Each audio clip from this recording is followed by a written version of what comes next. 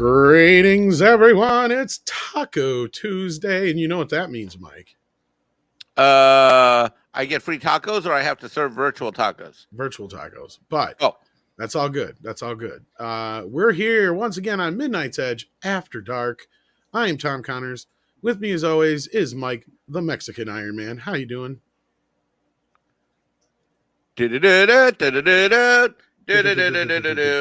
magically appears. And to my, well, it'd be my stage left, or my stage right, and my immediate left on screen, Culture Casino and Bear Dog. We have a guest tonight with Bear Dog. That's We're right. Let's find out what Bear Dog thinks about all this nonsense. Bear Dog just wants to go and have another nap, but yeah, no, he's being a little fussy, so he decided to be on the show for a couple minutes. So that's all right. But I love it. Today has been an amazing day. Lots of cool stuff has happened. Lots of weird stuff has happened. But I'm sure we'll cover it all. Everybody loves Bear Dog. Yeah, everybody loves Bear Dog. See? Bear Dog. Oh my God, Bear Dog. Oh my God, Bear Dog. He's so cute. He is. I mean, look at the reviews. If I have to go, where the hell is you're gonna get Bambino out? You just gotta compete, don't you? Don't wake up a sleeping dog. Well, the Bambino, all he does is sleep all day. Culture. This dog let him sleep. It's all right. He does nothing all day. Like, he gets tired from being tired, this freaking guy. He gets tired from being tired. I like that. All right, let me get into these super chats. And we have is he a new channel member? I thought Troy Pacelli all he was. Did he just change his? Yeah, he upgraded to maximum puppy level. Oh, maximum puppy. Well, that calls for a celebration. It does. Let's do it. Where's the maximum puppy? Woo! There we go. Yes! Maximum puppy effort going in there. Thank you so much, Troy Pacelli. That means so much to us here at the channel. And let me get to, so I know we had a couple of super chats come in that I can't get to anymore. So let me get to this thing up. There we go. Got to go to 12 different things just to get to it. But hey, not complaining in the least. Look what we got here. Okay. We started the day with, where'd it go? Okay. Xenobit came in with mana mana. Do do do do. Mana do do do do. And that is relevant to today's topic, and we'll get into that. Xenobit then said, "Is Miss Piggy more afraid of people who eat bacon or Elf because he eats cotton?" That's a good question. I heard he eats pussy too. Hey now. But, the world's best pussy eater was going to be from out of this world. Ha ha ha ha ha. That was funny. Xenobit, no, it wasn't, I guess. Saying to the chat, there was an episode of Elf, Hooked on a Feeling. Elf develops an addiction to eating cotton balls. I remember that. There was an episode. That's an Elf joke. That is definitely an Elf joke.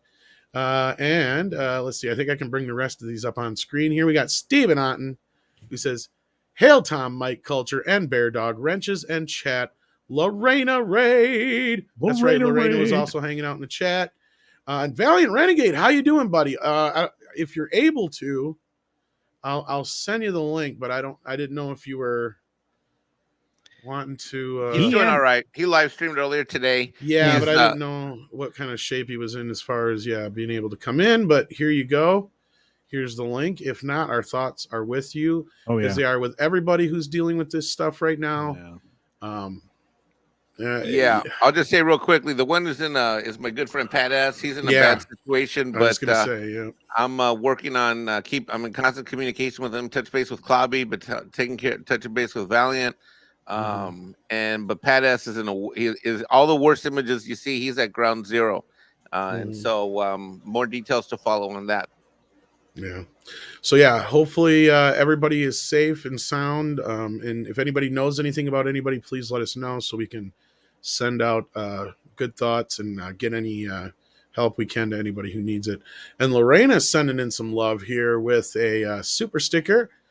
It's a smiley face with googly eye hearts, or heart googly eyes. So I'm assuming that that's for Bear Dog.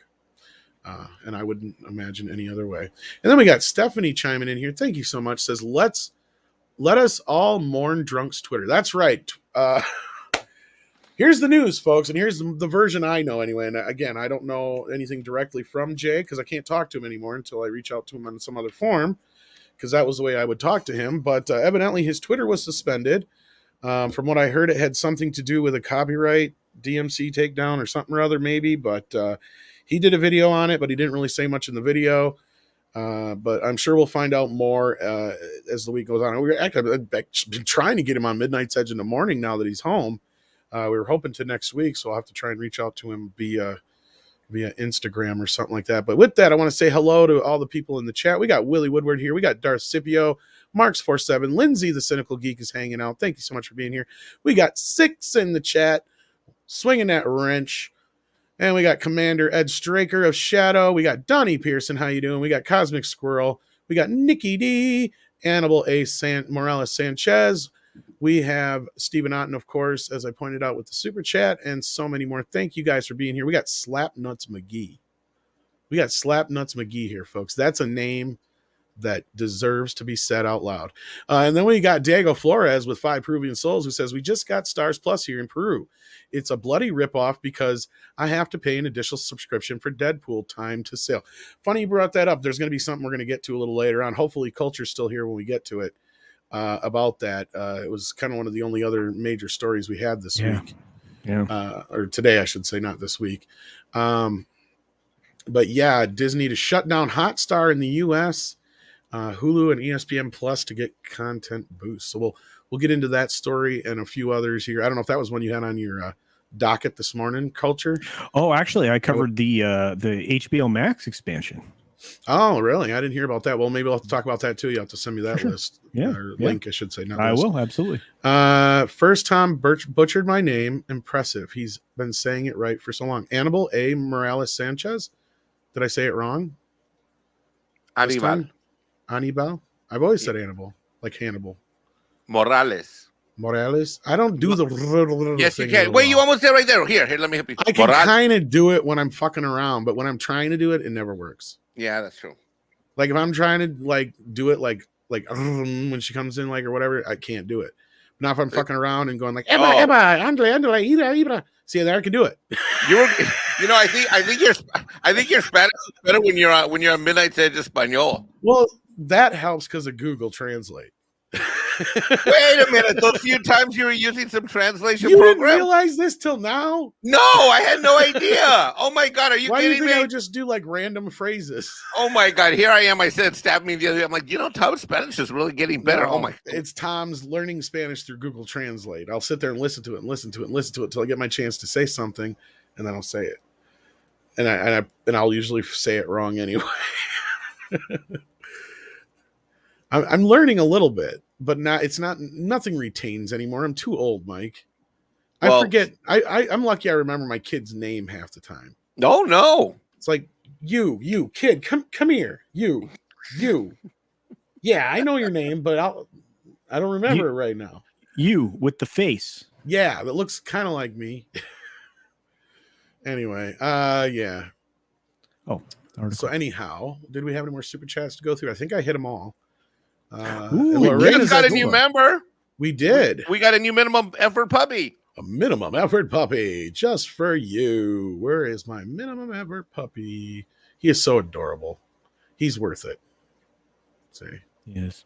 Thank you for that, Rudy Silva. And then his little buddy in back there is all smiley. See, now why can't Bambino do stuff like that? Like, I mean, are you shaming your dog on YouTube? Dude, Bambino is like, I mean, it's the first of the month coming up. And, again, Bambino hasn't contributed to the monthly expenses. The electric bill came. The home insurance bill came. You know what I mean? And then you look at Bambino and he just looks at you like, when's the next dinner? I'm like, you just ate. Yeah, my cat's like that. He wants to eat 20 times a day. Yeah. It's like, there's no food in my dish. It's like, yeah, there is hard food. Not the other one. This bowl's full. This bowl, there's not food in here. Exactly. He's like OCD about it or some shits. Nikki D says, holy smoke, Shang-Chi toys are up to 70% off retail price at Target. That markdown seems abnormally high. Has this ever happened before?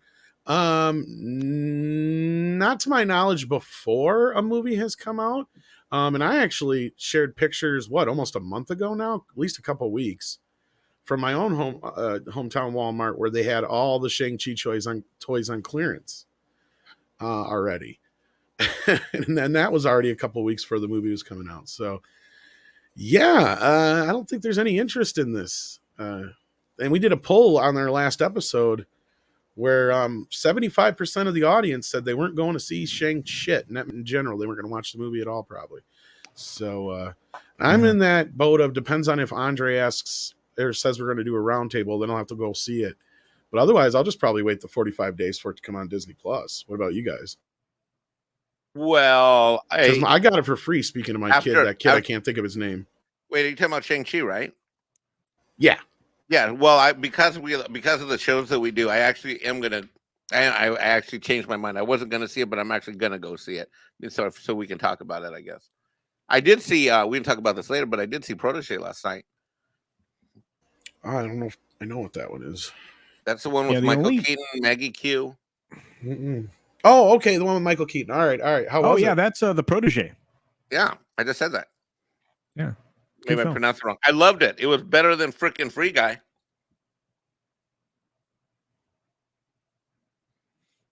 Am I still on the show? Did I get fired? Hello? No, you're good.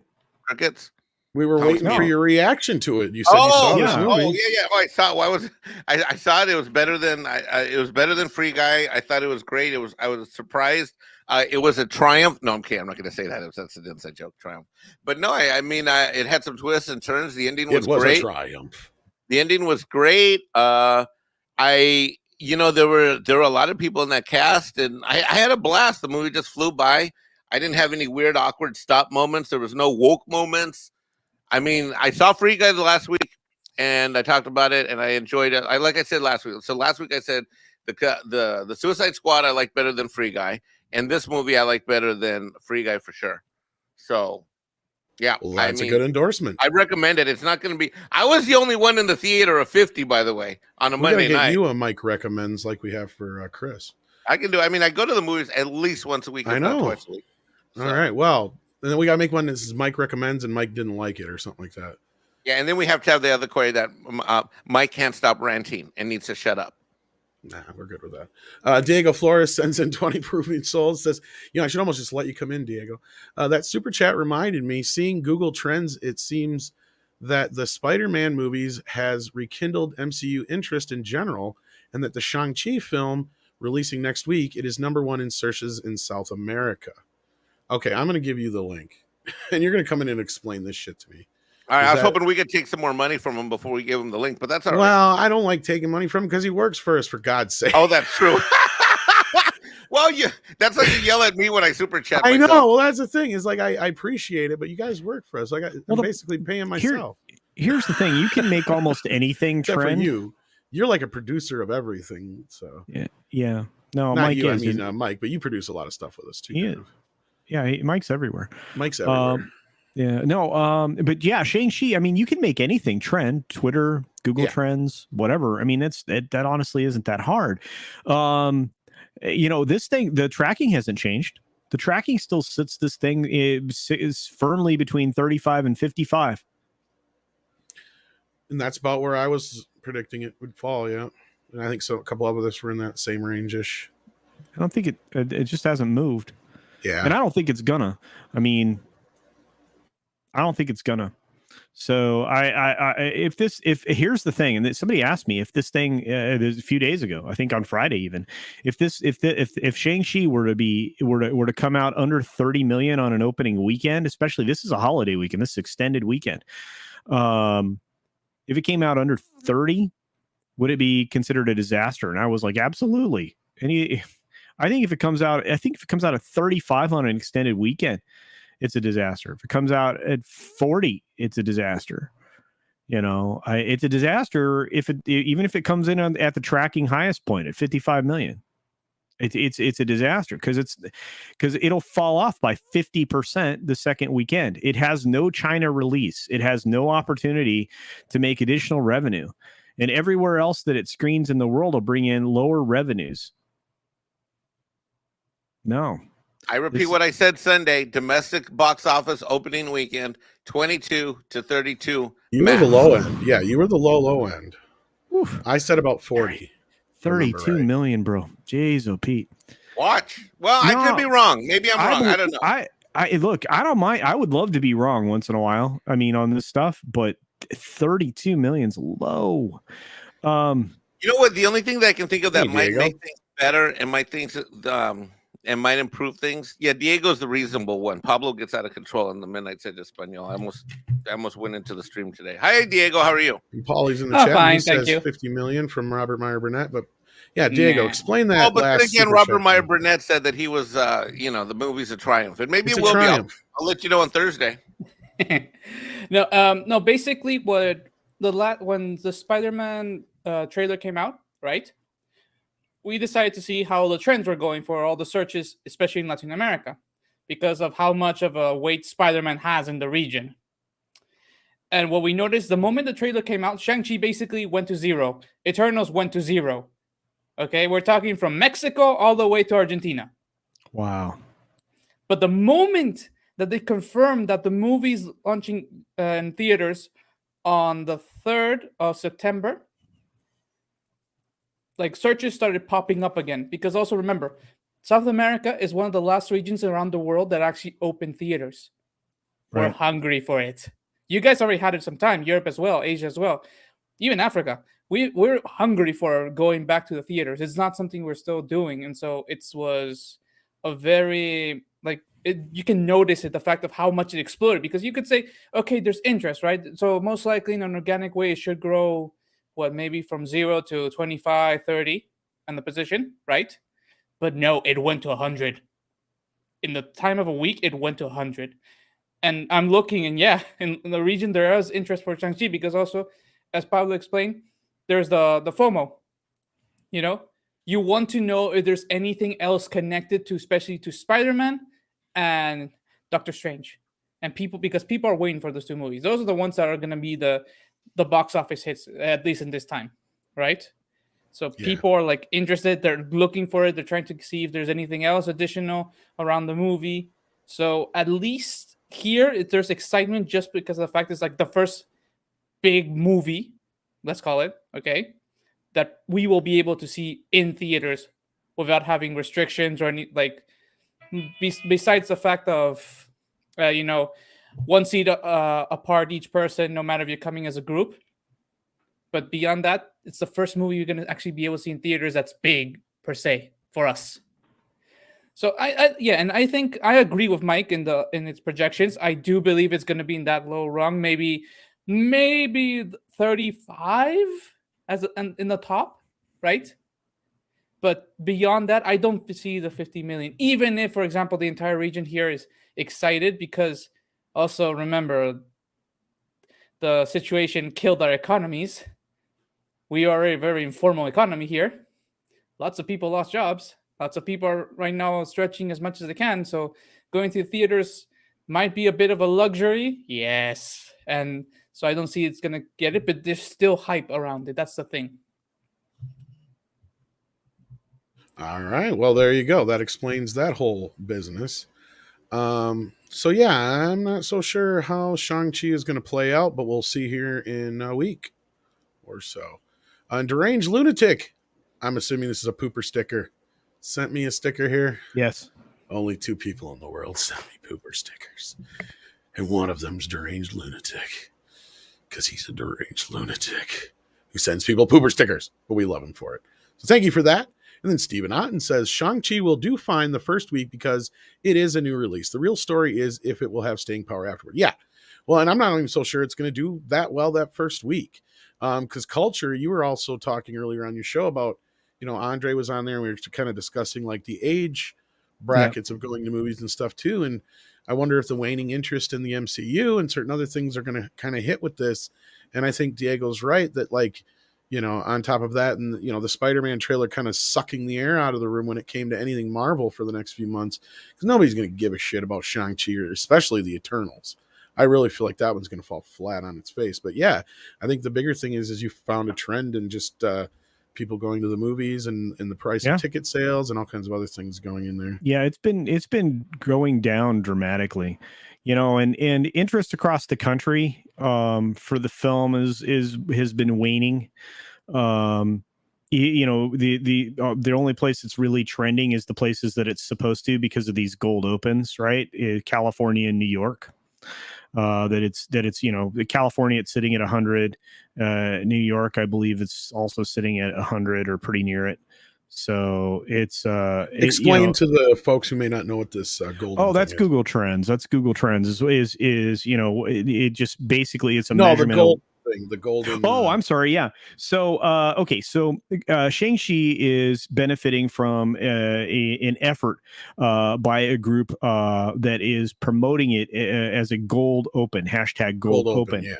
And the goal of the group is to use charitable donations to put underserved communities in theater seats to watch this film. Right now, the big push by this particular gold open is by the Asia Pacific Islander community, which makes sense. But as Mike will say, that they're in an ethically gray area here, using charitable monies to do this. They're also employing GoFundMe and another charitable partner to try to put as many people into the seats to give the film a gold open, to make this film open big. That's their promotion. They're doing it specifically in California and New York, specifically Los Angeles, San Francisco, and New York City. But they also, I think, have some major efforts in Washington and a couple other states. But primarily, and where did we those see this before? Cities. Oh, you've seen this before. This particular group with Crazy Rich Asians, and a few other films. But you've also seen these efforts done by actual private interests, giving away tickets and counting them as ticket sales, like Abercrombie and Fitch for Captain Marvel, and other places, retail outlets giving away tickets to see Captain Marvel. There were women's groups giving away entire theaters worth of showings, which is why people reported seeing empty theaters for sold out shows.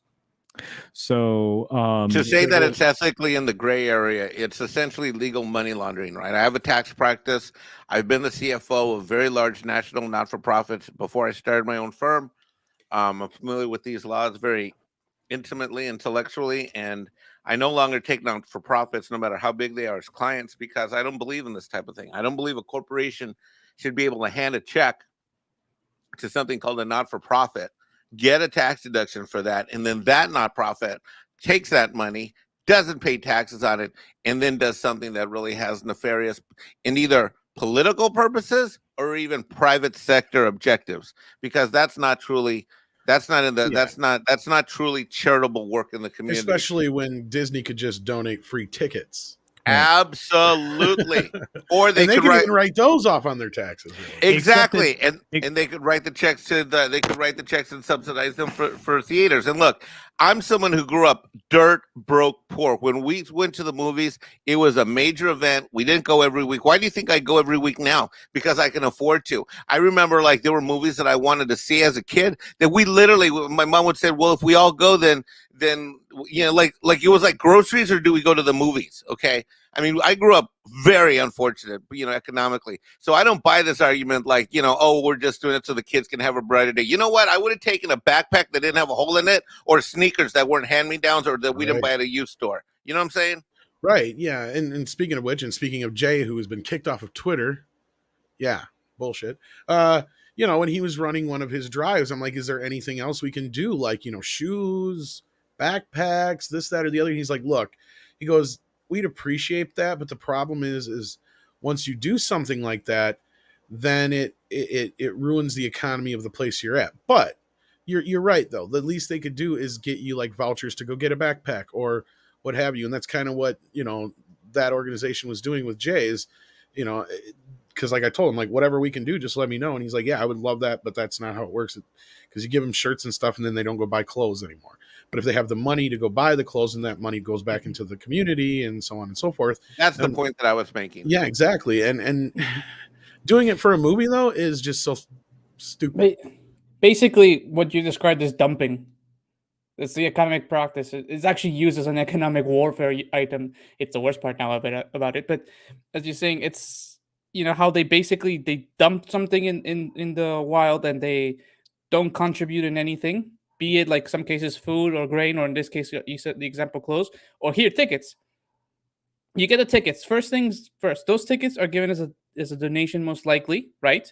So as Mike said, there's no taxes involved in the whole process. Also, the fact that most of the times when you go to these events, the people don't go and buy the popcorn at the movie theater or the soda. They just go and watch the movie because they got a free entry.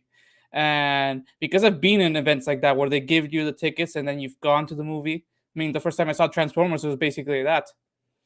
And the movie theater doesn't do anything. So at the end, there's nothing circulating the economy. So at the end, these theaters, they have a projection, they have costs for that, but usually it's never covered. And it's like, then nobody sees that, and it hits the place even more. And it's like right now theaters are hurting even more, but because they're trying to, as we say, the agenda, they're trying to push it up. It sort of ruins everything even more. It hurts the economy, hurts the theaters in this case, and it muddies up the waters. Well said. There you go. So yeah, that wasn't even really on the agenda for today. But since we're kind of on that note, why don't we jump into these related articles? Is Culture back yet? No. Nope. He's not back yet. Okay, well, we'll start with this one then, since he's still away. Disney to shut down Hotstar in the U.S., Hulu and ESPN Plus to get content boost. So this is kind of one of the stories going on today. Boy, doesn't this tell you a lot for reading between the lines. Well, let's read the lines and then we'll go between the lines. All right. Let's see here. Hotstar, or Disney Plus Hotstar, is joining the Disney streaming bundle as the service prepares to shut down as a standalone platform in the U.S. in late 2022. Disney said on Tuesday, the content available on Hotstar will be divided between Hulu and ESPN Plus, Bollywood and South Asian films, including Hotstar specials like The Empire Aria, Criminal Justice, and Dil Beckera, I can't talk today, will head to Hulu. Cricket matches, which remain the most watched content on Hotstar from the Indian Premier League International Cricket Council, okay, nobody cares about any of this stuff. But anyway, Disney Plus will remain unchanged and will not subsume any programming from Hotstar at this time. The Disney streaming bundle, which gives subscribers access to Disney Plus, Hulu, and ESPN Plus beginning at $13.99 a month, will also remain the same price after Hotstar's content is migrated over. As a standalone, Hotstar currently boasts $49.99 a year in the US. See, I didn't even know Hotstar was around. See, because when we talked about this before, Andre and I both predicted that this was going to happen. Was that the Star stuff or whatever was just going to get bundled in with probably Hulu. See, I didn't even know Hotstar had anything going on in the US. This is the first I heard about it. Disney acquired Hotstar in 2019 through a $71.3 billion deal for most of 20th Century Fox's assets. The streaming service, available in different iterations in India, Indonesia, Malaysia, Thailand, Singapore, Canada, the UK, and the US, was rebranded as Disney Plus Hotstar in 2020. Hotstar currently accounts for roughly 40% of the total 116 million subscribers who subscribe to Disney Plus. Oh, so when they bought this, they basically bought a bunch of subscribers. Is Culture back yet? Yeah, they bought a bunch of. I want to hear him comment on that. Exactly, that's what I meant. That's what I meant. It's like let's get. You're gonna read almost half. Yeah, you're reading what they're trying to say, and now we got to really read between the lines here. This is where it gets juicy. Keep going. We're almost done. Or are you done? Is that it? Okay. No. I'm hoping Culture had to step away for a business call, but I really wanted to have him here for this. But Hotstar currently accounts for roughly 40%. Okay, maybe we just read that. Christine McCarthy, Disney's chief financial officer, said during the company's last quarter earnings call in August, Hotstar also accounted for majority of Disney Plus's net subscriber additions during the second. Oh. So that's okay. All right. Because now go back a little bit, guys. Remember, I said that there was this big hullabaloo going around because basically HBO Max's domestic numbers were going to possibly surpass Disney Plus, and they were panicking. Exactly. Exactly. We said it here. You heard it here. We discussed it here, and we discussed it a while back. So they just combined them all. Mm-hmm. Hold on. Do you believe it? Go ahead. Say it. They pulled a CBS All Access. But anyway, go ahead. Do you believe in magic, Disney? In a Disney heart.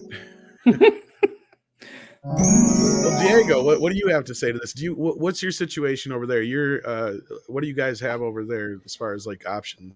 Like, well, in streaming services, we have basically it's only Netflix, HBO Max, Paramount Plus, and I think Hulu and Prime, right?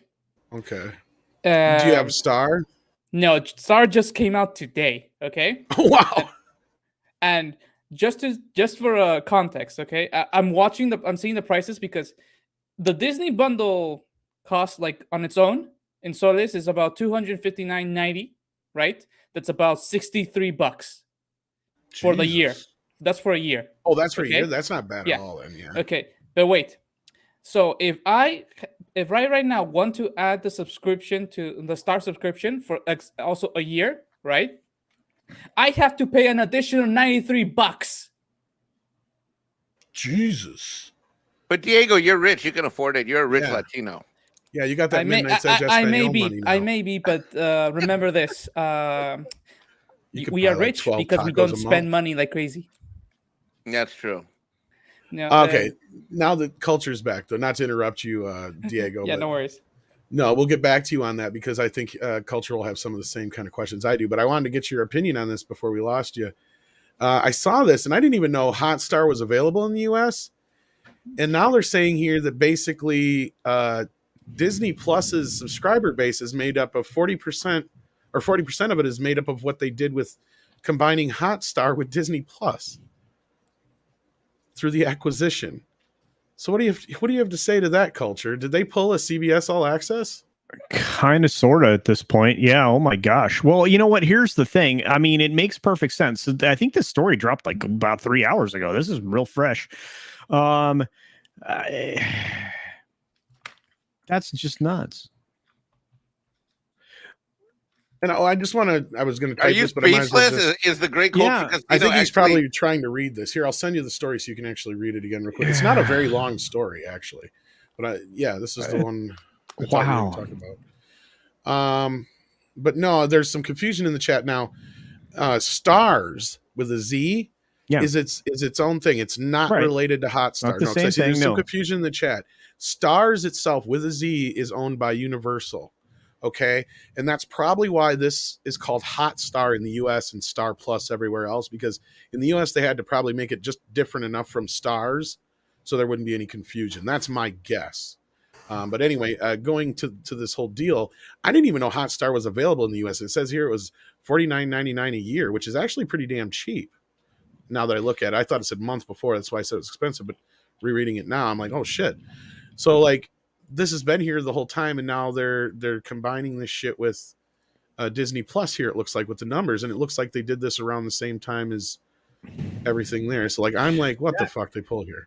Well, it makes a lot of sense with me, or to me, that this has been done, in an effort to make this streaming service look larger than it actually was. They're saying that roughly 40% of their user base for Disney Plus is born out of Hotstar. It's a lot of Bollywood titles and stuff like that. I mean, it would make sense. Think about how that rolls up into their worldwide subscriber number count. Mm-hmm. Yeah, I sent you the story there in the private chat. Yeah, no, I've got enough of it now to kind of digest it. Does this surprise me? No. Does it make sense for them to dole out the content? Yes. Are they going to try to keep all these people? Probably. look, I mean, we already know a lot of these numbers are total garbage. I mean, you know, in a huge chunk of their audience, you know, 70 million of them are India and the surrounding countries, where this is something Valiant Renegade and I talk about all the time, you know, where they really just don't collect a lot of revenue. The average revenue per user is 70 cents on these subscriptions. And that's considerably less than any other streaming service and any other thing in any other country. You know, here in the United States, I mean, they're pushing that $4.70 ARPU. If you juxtapose that to HBO Max, you know, their ARPU is, you know, up double that.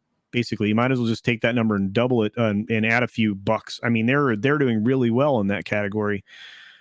I guess I'm flabbergasted that's what they were using as a metric that included Hotstar, which would also explain why they jumped up so substantially 4 quarters ago.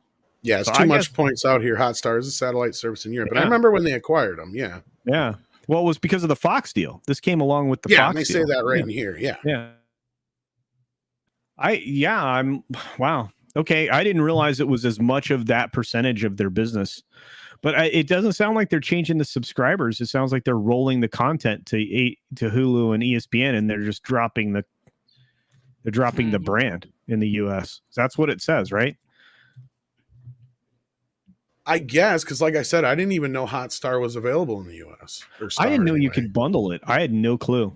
The point of the matter is they're amalgamating, they're assembling, the numbers are coming together. That means I said that there were shenanigans, and I've always said there's shenanigans in the 3 last you know what I mean. Yeah. You know, there's unscrupulous activities going on that are behind the numbers of the last 3 quarterly reports, and this is just repackaging. This is not organic growth. It always cracks me up when companies like this try to make moves and repackage things that already exist, yet they try to make it seem like it's organic growth revenue when it's not. Yeah. So, well, I'll be interested to see what you think. Would you kind of get into this when you kind of dig into it, culture? Because I know you're really good at that kind of stuff. Yeah, I'll spend some time on it. Man. I wish I could say I was surprised, but I'm just not. I'm just not. Well, and the other thing I brought up when you were gone was that remember when I was hearing rumblings, I said about Disney panicking because HBO Max was domestically going to surpass Disney Plus there at one point. Yeah. And I said, I wonder if they made this move around that time to pad their numbers. They must have. I mean, you know, and it's wow. Of course they did. That's what I'm saying. Yeah. That's crazy. And Tim Scorpion says, speaking of Fox buyout, Planet of the Apes rumor. You know, I haven't had a chance to really dig into this yet, but maybe when we get through these stories, I'll see if I can find something on it. Because I didn't hear about it till late last night, so I'm not up to speed. And I haven't got a chance to check out Doomcock's video or anything like that yet. So, all right, well, maybe Mike will have to fill us in. But before we lose culture, I wanted to do this one too. HBO Max to launch in the Nordics and Spain, followed by Central and Eastern Europe and Portugal. All right. Yeah, so. and this is right about the time that this is their next phase, and then their next big push is the Asian market. They are going to displace Disney fast. And this is one of the things I covered in the 6-Minute Daily this morning. I'm like, this is amazing news, right? Because now that they're going to roll out into into the Nordics, into Spain, they're going to make a big push throughout Eastern Europe. They're going to get Portugal and Central Europe. They're going to do all of that, roll it out slowly over the next quarter or so. I have a strong feeling that their numbers will surpass Disney Plus by this time next year. And I think they'll leave them in the dust because after that, they go into Asia, it's game over. So this is brilliant. And look, and you're going to combine this particular entity with the Discovery Plus entity under David Zaslav. Yeah. Yeah. I can't wait to see what happens with that, because he knows how to do business. I mean, he's gonna continue to wheel and deal and develop different subscription models that are going to cater to individual markets, that'll build the ARPU. I mean, this is a guy that takes a $6 consumer and turns them into a $13 consumer through advertising. Just amazing, you know. So, and that's what brings the ARPU up for Discovery Plus. Wait till he combines that kind of stuff with what they're doing at HBO Max. I'm pretty stoked. This merger, if there's a little bit of loophole, as Mike knows, and Valiant Renegade knows, VR knows, there's some loopholes they got to jump through. Yep. But I think they're going to be easy bars to clear. I think they're going to be all right. Yeah, the stuff that normally holds up mergers like this, they're not going to have issues. There's enough documentation that can show that there's not true monopolistic overlap. Other more problematic mergers have happened, and so this is going to happen, and I'm very much excited. I would think that as a user and consumer, a consumer, fan, whatever you want to call me, if the HBO, if their app operated as flawlessly as my Amazon Video did, or it's so damn quirky, and I think they would be flying. But I think they're going to fly anyways. Once this thing is done, I think they're absolutely going to be in the lead, because I love what they do. I love it. A more substantial portion of their catalog is available. The stuff that's going to keep people around, the shows that'll keep people around, are more widely available. I mean, they have the legendary brands of stuff like Friends, Big Bang Theory, Game of Thrones, all of this. I mean, stuff that brings people back and back, to watch these programs again and again. And plus, it has some of the name brand programming that people love. Sopranos, True Blood, Westworld, for as long as that was good, which was only one season, Entourage. I mean, you have all of these shows that have repeat rewatchability, right? And what does Disney have that offers you that? Nothing. And you hear, and the other thing too that we have with the Disney universe is we hear that things are being changed. We've got warnings coming up about content. Do you want to go to a well that's tainted, or an incomplete well, because there's things on there that are not there. There's things they own that aren't easily that either aren't there, or they're not easy to find, even if they are there. And you're also going to see improvements in their UI. So I think a lot of the complaints that I have, and obviously you have, Mike, with the glitchiness of what we deal with, a lot of that's going to disappear. Some of their stuff as far as buffering and things like that have issues. Adding a memory card to my Roku solves some of the problems. That's the one thing they really need to work on, though, is just they have a whole new app that's going to roll out, I think, with Discovery Plus when that thing gets together. One of the first things Zaslav said, he's like, "You got to fix this fucker." Yeah, and he's also, dude, he's straight up. That guy could not be more plain spoken. I'm sorry, Diego. Go ahead, buddy.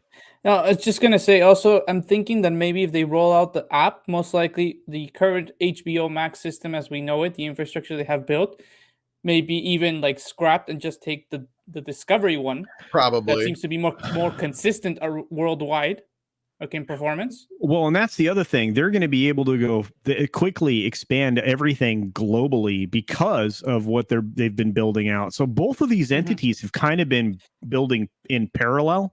Yeah. I can't wait, and I don't think they'll abandon it, Diego. I think they'll just merge their two abilities to distribute content.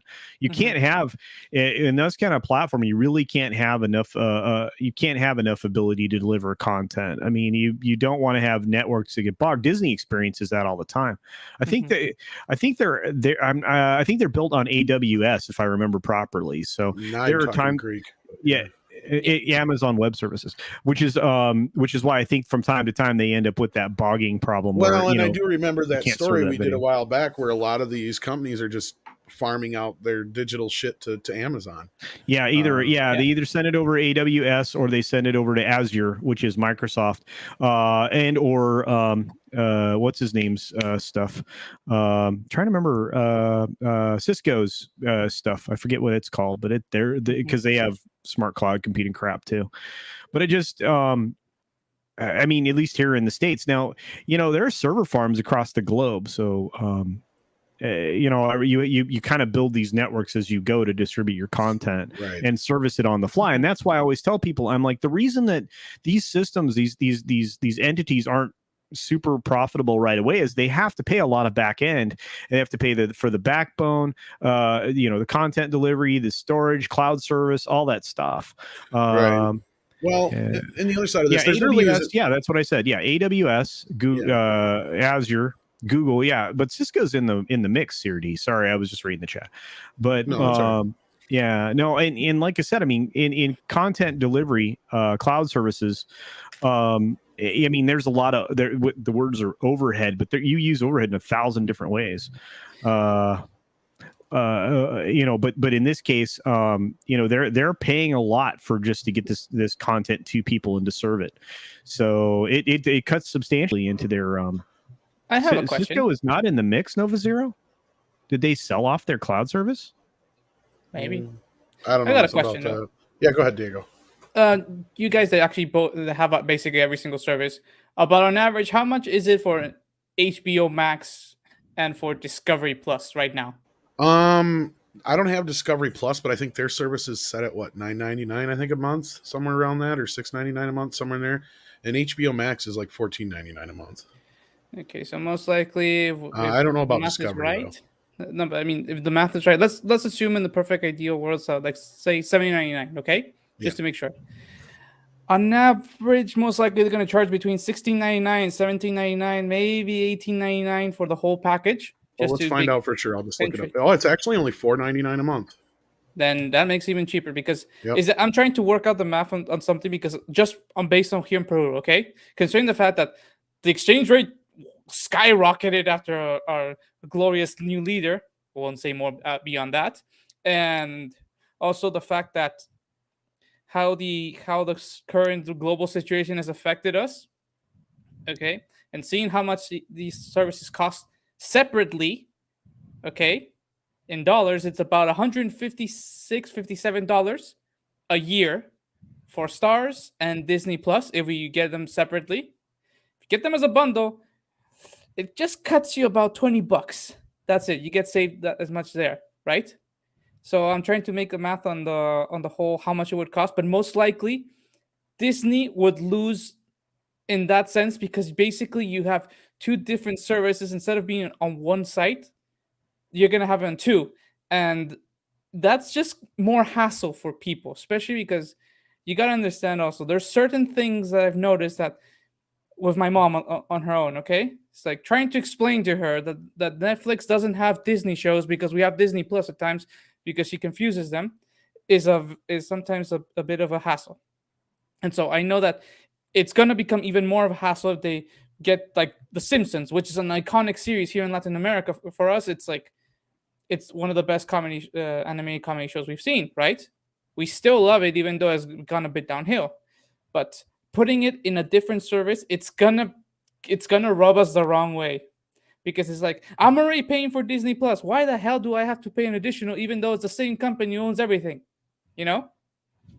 So yeah, which I is see funny that because problem. it's on The Simpsons is actually on Disney Plus here in the US. But Darth Scipio says, "Who cares about Discovery Plus?" Now, granted, I understand that attitude because we personally here and a lot of us in the chat probably have zero interest in a lot of the stuff that's on Discovery Plus. But you know who does? All the normies and the general public, because every time I talk to somebody that isn't like into our nerd sphere stuff, they talk about Discovery Plus and how they have to have it. Mm-hmm. And that's the thing that Zaslav does is he made Discovery Plus this had to have app for fans of Discovery networks. So what Warner is doing, so like to me, I think is a brilliant idea, is they're bringing this guy over to make HBO Max the must-have service, right? Like, and then at the same time, it gives Discovery a whole new platform a bigger platform, and it's like a win-win for both. And I mean, there really isn't much to get into in this article here that isn't already in the headline, and culture hasn't broke down. But the thing that HBO has is they're the only company out there with the properties to even really fight up against Disney. Because even if you take DC and Marvel out of the equation, Warner is the only company really that has the IPs that could go up against Star Wars and the other Disney franchises, right? So I think that this is a smart move on all fronts. The bigger they get, the more they expand in these territories. Makes complete fucking sense to me. I mean, Andre should be happy. Finally. Let me clarify something in the chat stream. So the Disney current bundle package, where you get your Disney Plus, your ESPN Plus, the ad-supported Hulu, that's $13.99 a month. If you upgrade to Hulu without ads, that adds another $6, and then it goes to $19.99 a month. That's the current price levels right now. Well, yeah, and you're going to see another jump in price. I mean, that's Disney's goal is to continue to go up. HBO Max is going to set another price thing in the future as well. I would anticipate you're going to end up with these streaming services costing you bundle packages that will make you wonder why you ever left cable. I'm already there, I feel like. Man, some people are. I mean, I actually am already there. I know I'm already there. If I had to pay for all the services I have access to it'd be a problem for me. I mean, there's a reason why when I was in the US, I stayed over at my cousin's place, right? He would be what you would call one of the normies because he has a Discovery Plus. But basically he says it's like I'm covered in everything as long I have my Disney Plus for my kids, I have my Discovery Plus for everything else. Right. I don't care about anything else. The only reason they have Netflix is actually it was bundled with, I don't remember what thing they bought, so they have it there mixed in with what they're paying. So it's like, we have it, right? Yeah. So they have all that. But it's like that's for him. It's like Discovery Plus and the Disney Plus, and that's it. He doesn't want more. And I think people are going to start going that way. Oh, I think so too. No, I think you are 100% right on the ball, Diego. I was going to say if you had to cut out Discovery Plus, which we know is going to get married to HBO Max. If you had to cut out that or Disney, which would you cut out? Right now, at this time, if I had both, because we don't have Discovery Plus here in Peru, but if I did, I would most likely be with Discovery Plus because I enjoy most of the cooking shows. The house the home improvement, and also being able to see the old like Shark Week episodes or those kinds of things that I saw like from 10 years ago. Those kinds of shows. It's like right now at this point it has a lot, but that's also because I don't have a kid right now. But I know if you ask me this as a parent with a kid, and also being a parent who grew up on Disney. Yeah. I most likely would have said, okay, sacrifice Disney Plus. I mean, I take Disney Plus and sacrifice Discovery Plus because there's the content for my kid and there's content I grew up on, so I can at least, have a bonding with them. Right. So it depends much on the situation. You just reminded me. I just didn't even realize this. I can't remember the last time I turned on Netflix. Dude, it's been forever, right? I mean, I think... Dude, I used to watch Netflix all the time, and I don't even know when was the last time I turned the on, and I know I'm still paying for it. Literally, the only reason I've seen Netflix recently was doing the Vesemir review, okay, for the Witcher movie that they did, and also watching the remake of Shaman King, a series I grew up in the 90s, an anime. Right. Let me see if I can guess. So I think there's two reasons that we're all forgetting about Netflix. One, they're losing all the content to the other, the studios that made it to their streaming services. Number one. And number two, they have a binge model, which means if they have something interesting, you go on there, you watch it, and then you're done with it. And you don't go back to it until something else that you are interested in shows back up. So Netflix could be one of those things where people pick it up, drop it, pick it up, drop it, even more than probably any other service, which means their churn's going to increase because their originals aren't driving people to the. I think they figured out how to back off on some churn, and I'll tell you how. Culture. It's the same reason I don't cancel it. Is because I'm stuck at a lower tier right now to where if I cancel it and come back, it's going to cost me a fortune. Yeah, they've had me at that for a while. because there's times I've gone to cancel and then they'll flash that little thing that says up, oh, by the way, if you cancel now and try to reinstate it, you cannot get this deal anymore or whatever. However they word it in their legalese. Here's the thing. I mean, they're going to increase the 4-screen HD thing again, regardless. Oh, they do, but like it's kind of set now to where, I mean, I got to look and see what I'm paying now, but for a while there, that's why I kept it. I mean, I might be past that now, but I had a special deal where I wasn't paying so damn much. Yeah. And that's the only reason I kept it. Same thing with Hulu, because like I was still a member of Hulu since before Disney, and then I was still getting it for the cheap price, so I got grandfathered in. But now if I cancel my Hulu and come back, I have to pay that higher price now. Yep.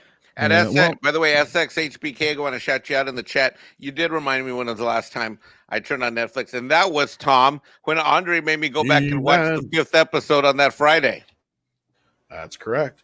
Prof Gray too, thank you so much. Says others say too many different apps. Same me looks like look at my Plex server and laughs. Yeah, Andre I think has like a Plex server or something like that too. He talks about all the time. I don't understand how all that shit works, but see, I kind of fell out of the tech race. I could always set you up with a NAS or something and set up like a Plex server or something. Yeah, he's got something like that. I can't remember. Adam Wolford says last thing I watched was Godzilla. Singular point.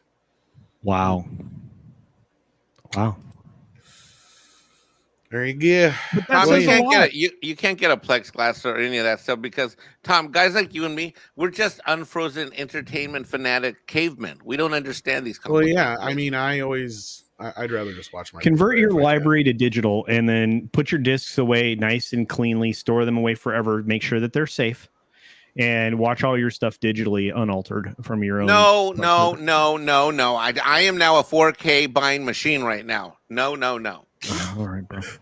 Okay. It took Tom like months to convert me. I am now a 4K. I've got my little shelf that I've set up. Like Tom, I sent Tom pictures of what I got right yesterday. I got some 4K. Yeah, you did. And then I set up. I got my new shelf set up, and it's nice and pretty. And I'm lining them up by color and getting organized. Yep. I mean, the only reason I haven't still converted completely is because, for example, Disney, I hate you for this. There's like, I have the DVDs for, DuckTales and the Tailspin, the old Saturday morning cartoons from the late 80s, early 90s of Disney, right? I grew up on that. And they only have DVDs. I have them all, at least. It's a physical, but still, it's like, why? Oh, dude, no. All you need to do is pop them into your computer, use a utility called Handbrake, and turn them into a digital file. Boom, done. Yeah, but I wish they were better quality because they clearly look like almost like they were a bit recorded from the original tape, but like not well maintained at times. I'm like, I feel a familiar feeling from watching it. Like compression. This is the 90s. Yeah, but it's like it's the 90s. I feel happy because of that, but at the same time, it's like. Why, Disney? You have the originals. You couldn't clean it up, you lazy bastards. Oh, you talking about? Oh, yeah. Well, some of them they haven't yet. I don't know why. Some stuff they've been able to upgrade, but I don't know why they haven't on like DuckTales and some of the other ones. Makes no sense. Duck Nation's making fun of me. What? Duck Nation's making fun of me. Doesn't like Handbrake. He doesn't like Handbrake. You always get so many critics in the chat, though. I don't know what it is. You should change your name to Critiqued Casino. Yeah, like you're wrong, Casino. All right. No, he should be criticized, Casino. All right, let's get into this Frank Oz story because this is the one that really holy shit. Because this guy. This is just upsetting. This guy's a legend. I've used that too. Oh, sorry. I'm talking to the chat. Sorry. Go talk in the chat then. Okay, Don't bring I'm it sorry. Into the show. Sorry. You should know you're a professional. Who is? Well, Culture usually is. Frank Oz is. I mean, what can I say about him? He's half the Muppets. He's made some of my favorite films of all time, including Bowfinger and Little Shop of Horrors. I mean. I got giddy one time because he liked one of my tweets. I almost cried because it was like I almost got tangentially a connection to one of the original Muppets. It was like, oh, Frank Oz, man. You were talking with Fozzie the Bear. Yoda. I mean, come on. Yoda. Miss Piggy. Yeah. Bert. Well, actually, my God. So here we go with Frank Oz speaking out. But I went to the original interview, which is actually a really long, decent interview if you get the time to read it. And Karen Prime has become a member now. Awesome. Let's see here. You are a... Welcome, Karen! Karen Prime. Maximum effort puppy. And a maximum effort. All right. Let's do that. And then it looks like we also got another super chat I overlooked accidentally, so I'll grab that when I can find. Yeah, surprise to Tom when he can find a button. Who has the buttons? I got Lazy Puppy. I can keep finding Lazy Puppy. Wait a minute, doesn't stay in StreamYard what kind? Yeah, no, she's a maximum effort puppy is what she did. No, it doesn't say. Karen did a maximum effort puppy. Yay, Karen! Oh, get everybody's favorite. Why can't Bambino do these things? Why? I miss my Beagle puppies. Platonic Guardian says most cord cutters and sign up for 2 or 3 services, so they're saving money compared to cable. The content creators know this and despair. Yeah, we actually read an article not too long ago on that Platonic Guardian where it talked about how most people would do that. They would stick with one, like Netflix or Amazon Prime as a base, and then they would bop around to the other ones. So yeah, that's not abnormal at all. And that's about the only way you can get away with saving any kinds of money. So, yeah, and you forgot you quit, Six. So, anyway, I try to know where all the buttons are, but I'm not real good at it. I think she knows. Well, I'm not going to say that. I think I know where the wrong buttons are because I seem to upset her most of the time more than anything. She quit already today. What? Yeah. What? No, first of all, Six cannot quit without getting my signature on whatever form we don't have virtually or whatever. Well, this was actually more recent, Chris, but this actually goes farther back than this, and we're going to get into this. But I do recall this like last year or the year before, whatever it was when that happened, about Frank Oz speaking out against Bert and Ernie being a couple. And then Willie Woodward said, do you think with the consolidation of studios, Jesus Christ, of studios, that will be a point that there needs to be a government. You think with the consolidations of studios that there will be a point that there would need to be government intervention? Would that be needed in order to break them up? Yes. Well, I'm surprised the Fox deal even went through to begin with. I'm in shock it went through. And it seems like Amazon is coming up with more resistance to the whole MGM deal than Fox did with Disney, which is insane, if you ask me. But you never know. We'll have to see. If the MGM deal doesn't go through, it'll be an interesting time to see what happens after that. Goddess of Whim says Frank Oz is the best steward of the Muppets. Disney needs to listen to him while we have him. They don't care. They booted him 10 years ago, and that's part of this story here. So I actually went to the original version of the story and got a little bit more in depth into the whole thing because I didn't want to just read snippets out of it. So first and foremost here, it says Henson died suddenly in 1990 of streptococcal toxic shock syndrome when he was only 53. I tell Oz I still find it shocking how quickly it happened. The Disney deal is probably what killed Jim. It made him sick, Oz replies. At the time of Henson's death, he was negotiating with Michael Eisner, then the head of Disney, about selling the Muppets. Eisner was trying to get Sesame Street too, which Jim wouldn't allow. But Jim was not a dealer, I'm sorry. He was an artist, and it was destroying him. It really was. That is fucking insane. Wow. Disney did finally manage to buy the Muppets, but not Sesame Street. In 2004, it was, and to Oz's mind, there's a demarcation line between the Jim Henson Muppets and the Disney Muppets. There's an inability for corporate America to understand the value of something they bought. They never understood with us. It's not just about puppets. It's about the performers who love each other and have worked together for many years. Oz hasn't worked with the Muppets since 2007. And I assumed he retired, and I'm assuming that's the writer of this article, said, I assumed incorrectly. Oz states, I'd love to do the Muppets again, but Disney doesn't want me. And Sesame Street Hasn't asked me for 10 years. They don't want me because I won't follow orders and I won't do the kind of Muppets they believe in, he says. He can't bear to watch the Muppets or Sesame Street today, saying, the soul is not there. The soul is what makes things grow and be funny, but I miss and love them.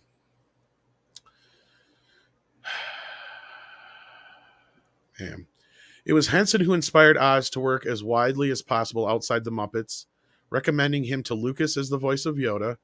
I asked if it was strange for Oz's 4 children, all now in their 30s and late 20s, that Yoda and Fozzie was their father. No, because you only liked Power Rangers, he smiles. Yeah, obviously talking to one of his kids. So yeah. But yeah, then it just goes on to more stuff. And again, I do recommend you guys reading the actual interview. It's a really great interview. Gets into so much other stuff. Of course, it brings up that he did work again as Yoda, but that was the only time he worked with Disney. Let's see what he had to say to that. Since then, he's done more Yoda work, played more cameos, and made more documentaries, including one about Muppet performers, Muppet guys talking. I ask if it's Muppets that still give him the most pride. He says, pride gets into hubris, and I've learned to avoid that. Maybe satisfied is a better word. I'm satisfied with some of the movies I've done, but I can't say I did the Muppets because it was always a combination of the writers and the other performers, Jim and me. So there you go. Again, I want you guys to check out the actual article if you get a chance, or the interview. It looks like Hadley Freeman was the one who conducted it. So with The Guardian. So credit is given where credit is due. And I will share that link in the chat. But yeah, damn. Mm-hmm. A very, very interesting bit of diving into the past and how Disney has treated people that it works with and attached to the franchise. It's purchased. Tim Scorpion says, can I get these quotes on a t-shirt? Are you talking about Frank Oz's quotes? That would be awesome, right? So I want to get everybody's reaction to this. Let's start with you, Culture, since you don't have very long.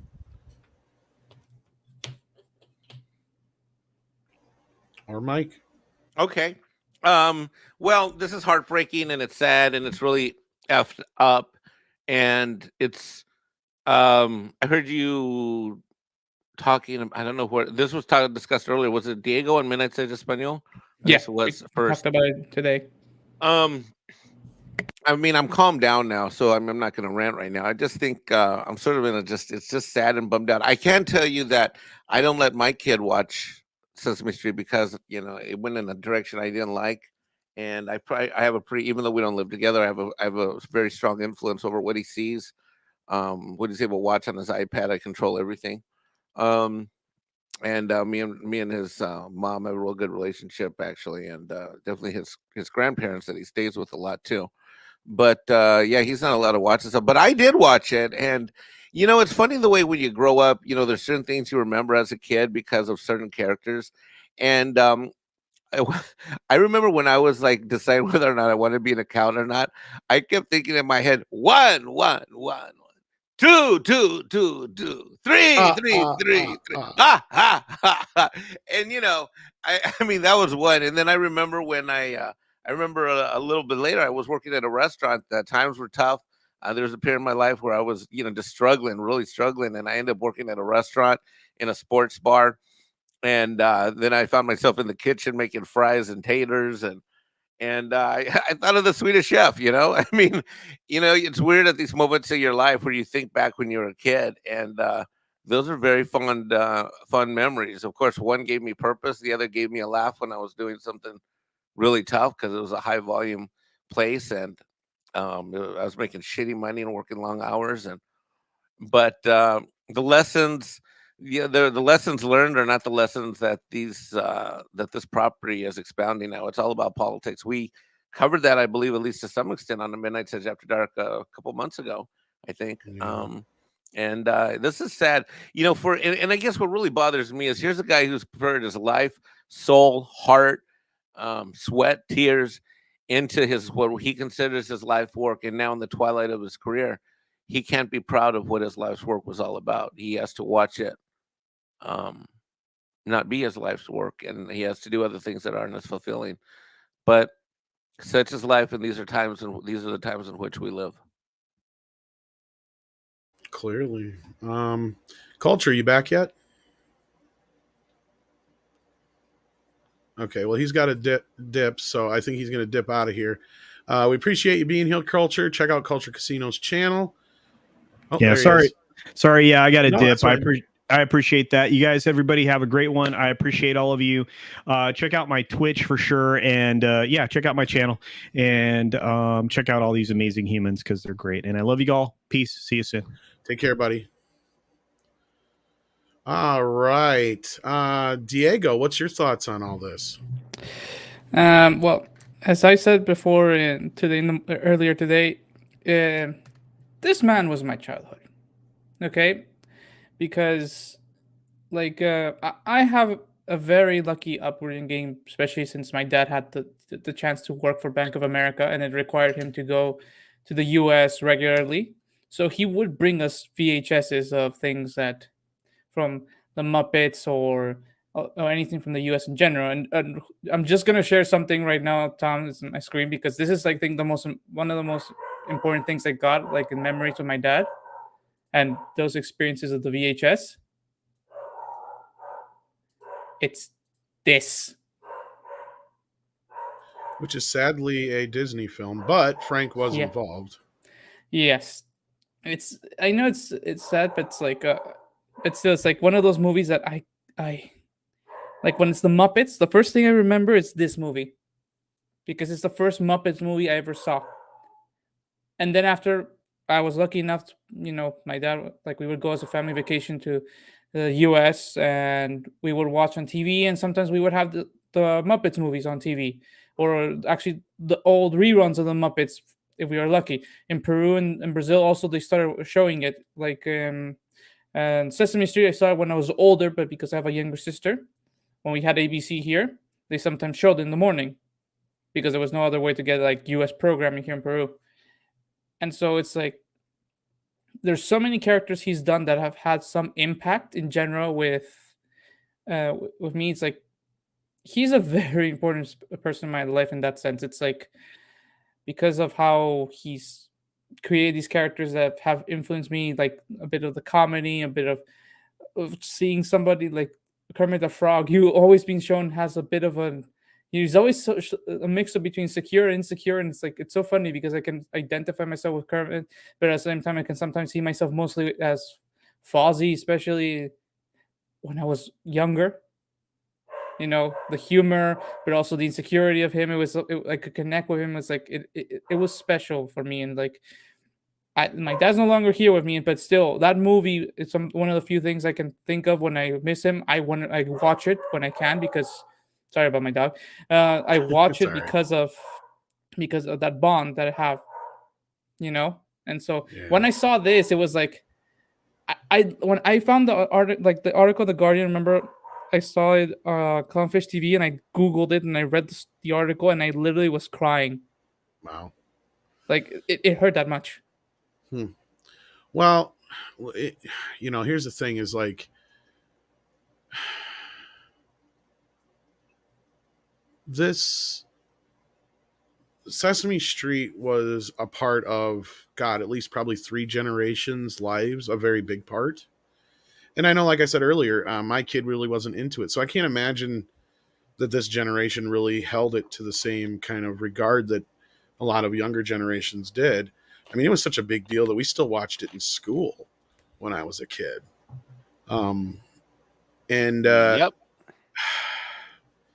Then, that kind of got me into the Muppets.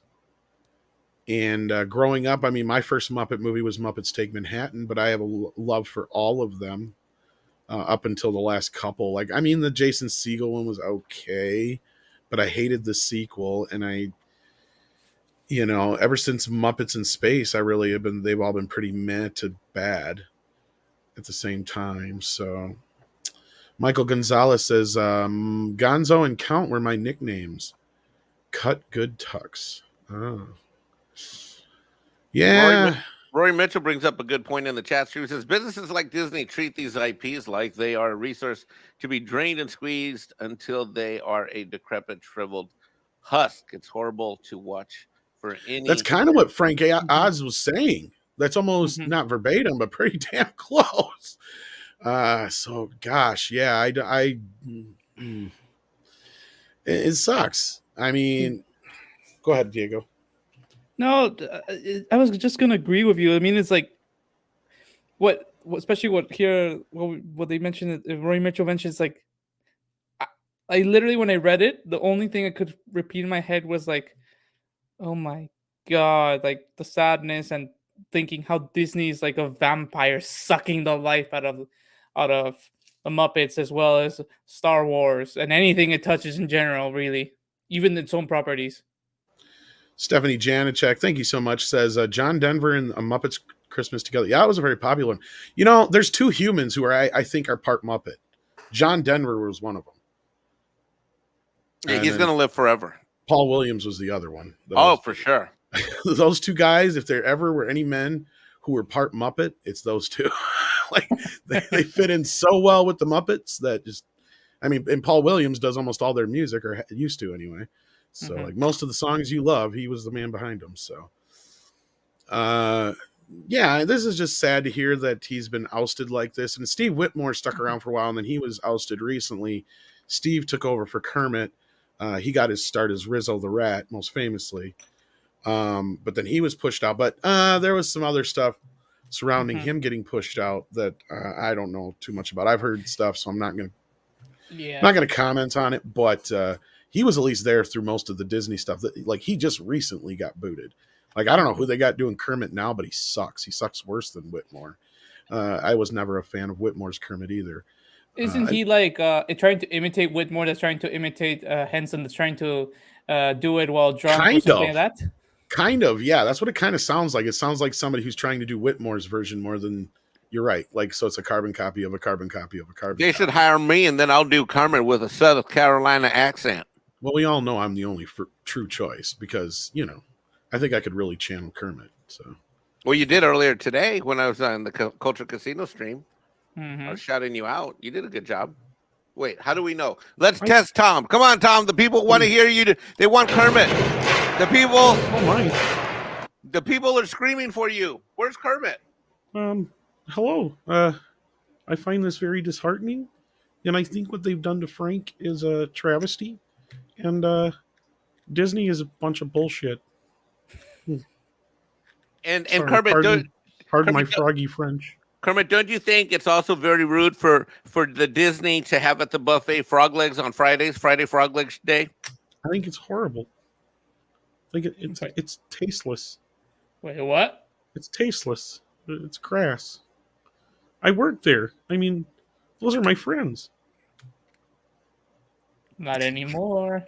Oh, you got a point. I mean, Disney is more controlling than Piggy. Wait, what? Yeah. I mean, there's no way that's possible. It's true. I never thought I had to get a restraining order against Piggy. But I've thought about one against that damn mouse. Are you saying that mouse and frog relations are at an all-time low, Kermit? I mean, this is ladies and gentlemen, the chat stream. This is a Midnight's Edge After Dark exclusive. Kermit the Frog, a true insider, is letting us know what's happening inside the House of Mouse. Go ahead, Kermit. Well, let's just put it this way, Mike. Can I call you Mike? You can call me Mr. want, Iron Man. Whatever you want, sir. Well, I just want to be respectful. Let's just put it this way, Mr. Iron Man. They don't serve mouse legs in the cafeteria.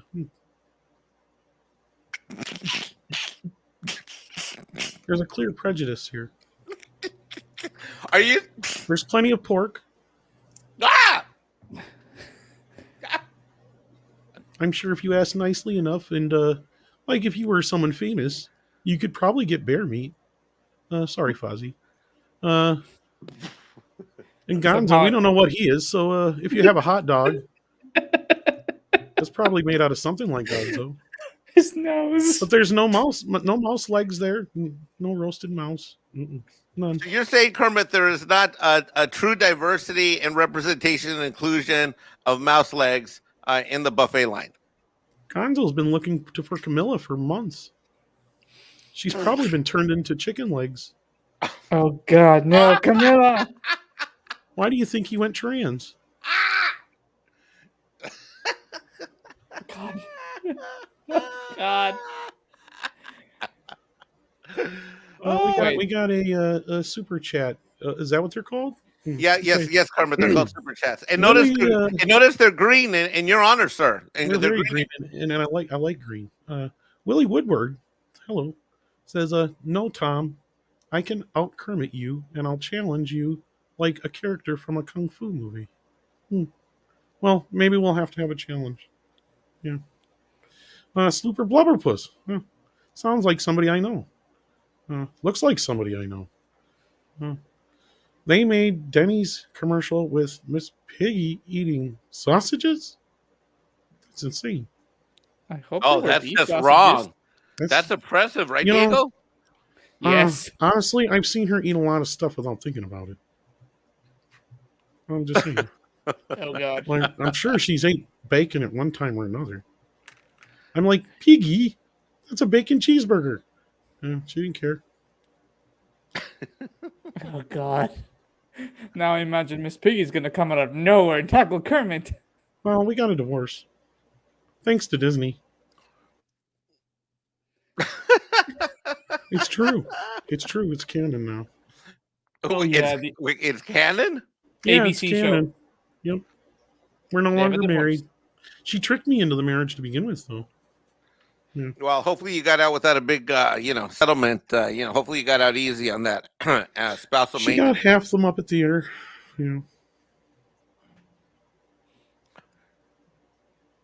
That's all I have. And a lily pad. She got half my lily pad. Now it don't float.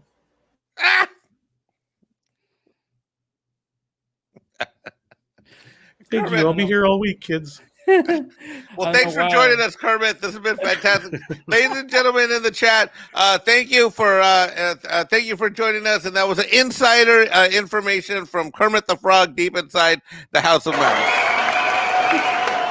He made some interesting points there, though. Eric Winberg, thank you so much for the support. I'm going to tell you about Eric Winberg. He sends me PayPal little super, I guess you can call them super chats or whatever, all the time. And they're just awesome because they're just randomly. And he'll be like, yeah, just watched yesterday's show. Here you go, whatever. It's just awesome. It's so cool. Thank you so much for that, Eric. You do a lot for the channel, as do most of you guys, just with the likes and the shares. And then, of course, all the wrenches. You guys do awesome job as well. I know we got 6 hanging out here. Willie's in the chat, I think, who also has a wrench. Lindsay was here earlier, who has a wrench. Sanders here, I think, too. Yep. He's talking about Gonzo's doing porn now. Yeah, they really messed me up.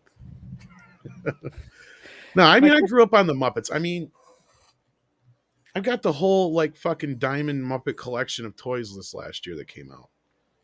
Oh, you did? Yeah. I don't know if you can see them here.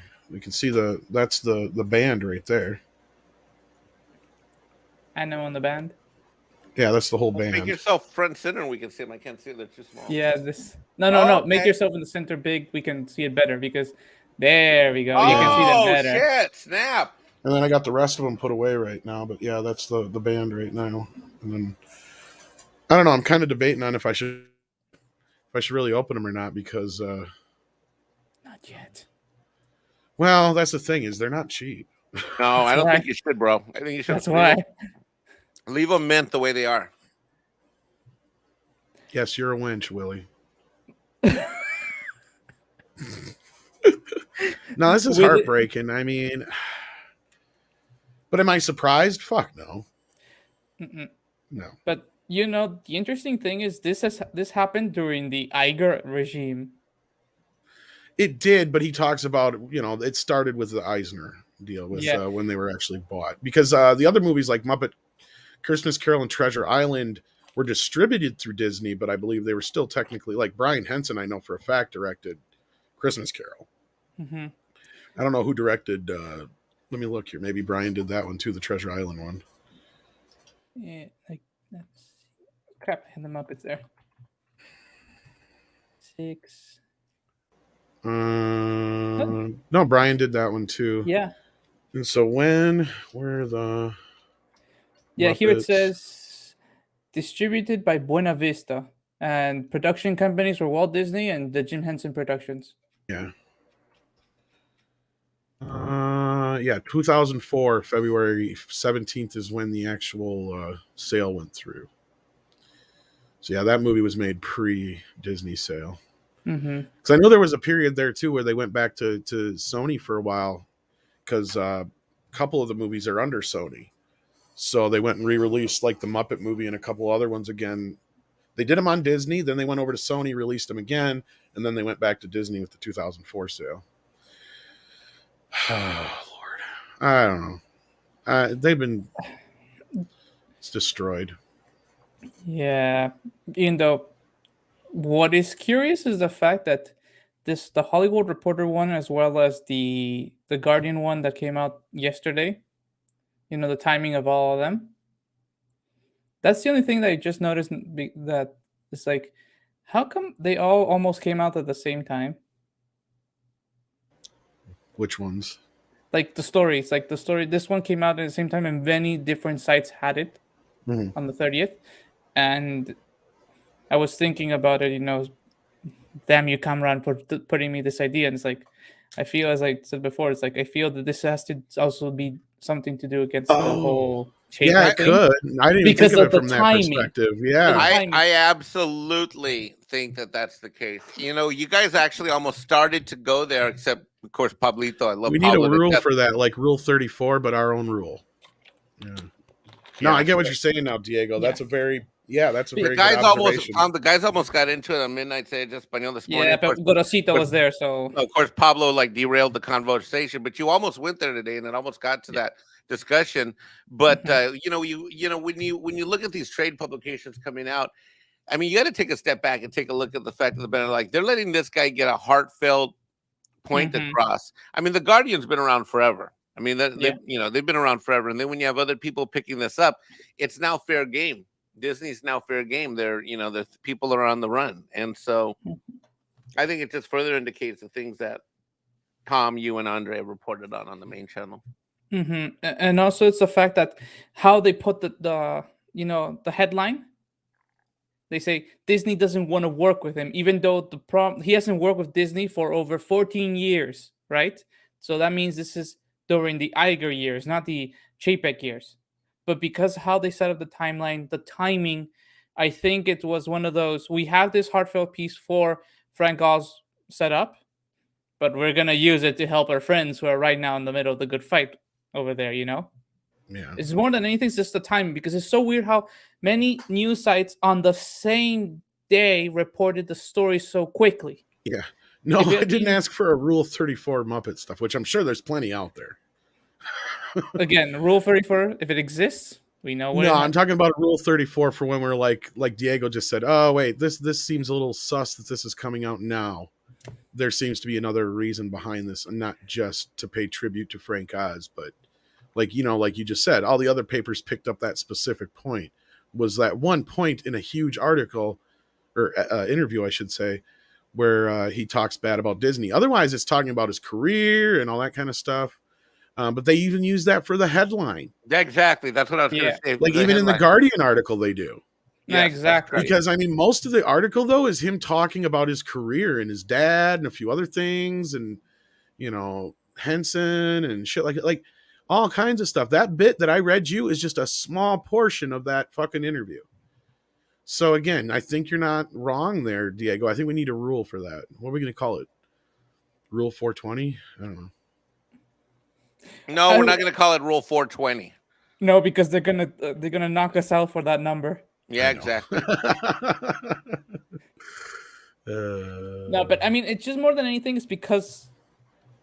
And I did not tell you to do it, Six. I just said it exists. You do that on your own accord. Yes, I agree with Tom. No, I was going to say, it's just because watching how Cameron talks about it, right?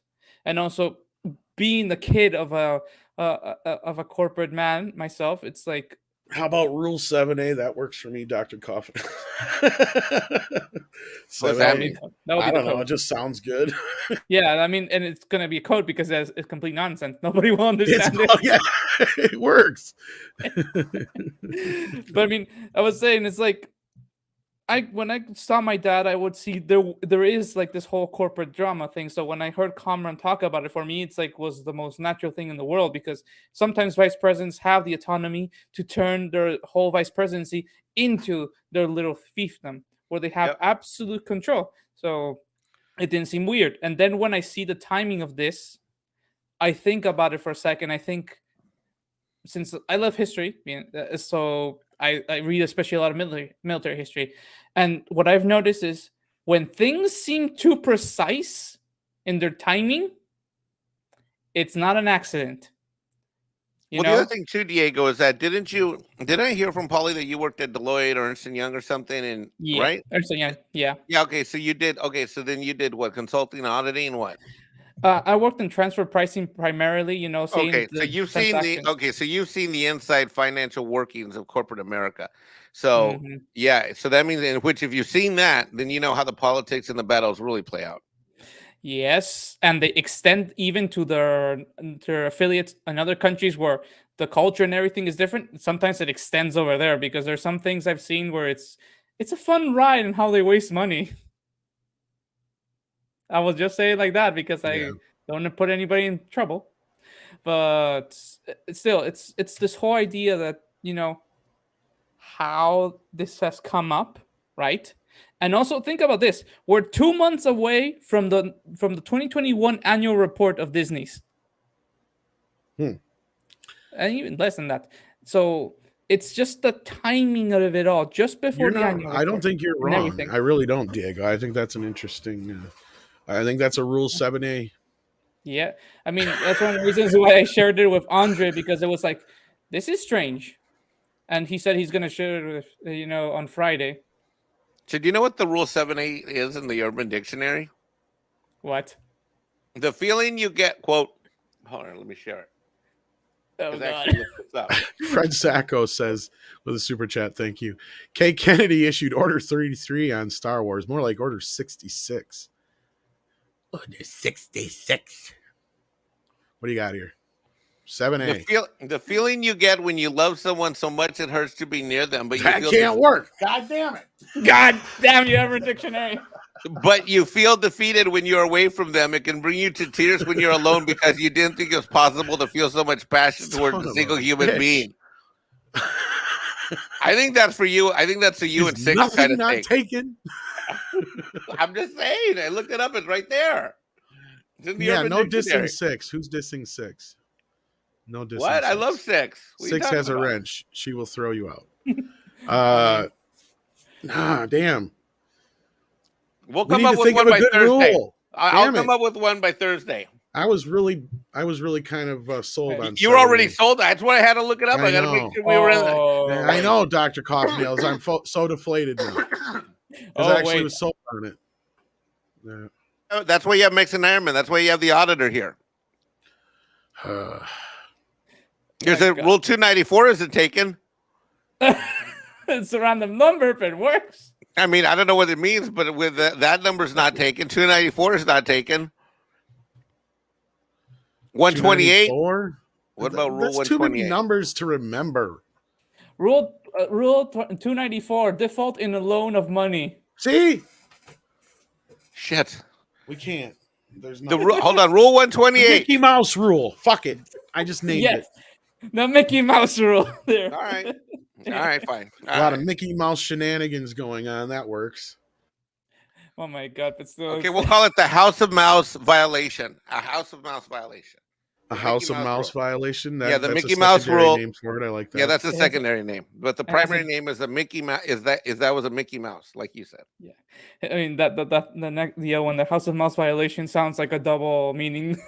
Like I was violated in the House of Mouse. You Mickey'd my mouse. Wait, exactly. Good. I have a wait. No. What have we done? I have. Oh wait! After last night's Night of Passion, I have a Mickey on my mouse. Oh, wait, good Lord! Jesus. People are giving suggestions for rules. I like the. Well, I like FU too. That's a good one. Now I like the Mickey Mouse rule or the House of Mouse violation. I like that. That all works for me. Especially because of the double meaning. They're so good at it, or at least they like to think they do. Yeah. Oh my God, the chat's blowing up. I love it. The rule of Tom is to have the bleeper button ready. You know, I don't think anybody's ever bleeped me yet, though. Give it time. Oh shit! There we go. I told you. Fuck. Missed I don't know. I can dance around it. You mother fucker. God damn it, he got me. He nailed me. That was like a dead center hit, so I can't play that game no more. Oh God, there was one I saw. Disney Hierarchy of Sins and Heresy. No, they haven't beat me. I get the new No-No song all the time, but I like the No-No song. That's the trick. They don't realize I like the No-No song. So oh my God, you like that annoying thing? It's funny. It makes me smile. And now they got two of them. Oh no, it's so annoying. And then they have the instrumental version. Those Star Wars guys did an instrumental. Yeah, they do that. Yeah, those I've heard that one, and then the original one's funny too. Yeah. Oh, it's so annoying. You know how hard it is for me with the No-No song over that Echo Bass Network. They don't let you see. I mean, you say G Willikers and no. Jillikers. I'm just saying. Oh, that's funny. That is so funny. Oh, just so you guys know, Anonymous, we're going to be having some changes in our store soon. So you might want to grab this and any other shirts that are there now because you don't know what ones might disappear soon. Oh, no. So, hey, is there any way we can get a hat? I wish. I'll see about that. And then, everybody's been asking for Afghans of Amber Turd. So we'll have to see about that, too. I was going to say, also, if you guys get the shirt, please tweet it at Midnight's Edge and Twitter so we can shout you out. I like it. The No-No song is the same as being beeped, but I still get the F word through. Like I was trying to get past Mike there, and he was too good for me. He got me dead. I didn't say one yet. Oh, I thought you were going to do it again. I got confused. No, not yet, you mother. God damn it. See, now my timing's off. Yeah, you're close. All right. You were off last time, but you actually caught me when I was about to say it, so you actually won last time. This time I was fucking with you. I was like, got my trigger. Right. Yeah, your trigger. Here's how I get ready for the bleep thing. Mike is not excited for using the button. Well, it looks like Goddess of Women's taking off. Well, thanks for being here, Goddess of Women. We're going to probably be shutting down eventually here anyway. I know I say that, and then we go for another 45 minutes. But, oh, yeah, Super Blubber Puss. We talked a little bit about this over on, I think it was Toxic Femme last night. I brought it up. I don't know enough about it to comment yet, so I'm not going to get into it too much. Yeah, we're going to take a hard pass on this one. But I don't see a reason for it. Yeah, so I don't know if anybody'd want a comforter with my face on it. Even Sadie's like, that's a bad idea. I'd like a comforter with Tom's face so I can cuddle with him. Wow. I am cuddly, though, Mike. You should know that. How would I know that? I would not know that. You sleep on my couch. Wait. Wait. Better if we get a Tom Dakimakura. A what are you wanting? It's one of those anime body pillows. You've never seen those? No, that's just weird. What are you talking about? And why are you? I'm gonna show you. You know, Diego, you had a good show. Now you're like getting weird on me. You're doing a Pablito right now. And hello, Tina. Looks like you just got here just like Rob. We'll have to start over just for you. No. I'm not gonna. I said you. Yeah, you do, but nobody else does. So I'd spend a bunch of money making blankets, so I'd sell one. Yeah, that would be funny. Like Sadie if they don't even want one. They're like sitting there in the merchandise. You're gonna get a call from merchandising. Yeah, we've got 4,999 blankets in inventory. What are we supposed to do with them? Sell them. You give a crap. You just sell them. That's it. No matter the cost. I'm just hearing about this, John. This is the first time hearing. I'd never heard of this before. Check the link in the private chat. Don't show it. Just I saw that. This is. Hold on. Let me take a look here. Fucking disturbing. I'm looking at this backstage. What the hell is this? Exactly. No, Diego. Why would you have something like this? Because it's what's wrong with you? Because he's lonely. Oh, we got to show this to the chat. No, don't traumatize them or get us off the air.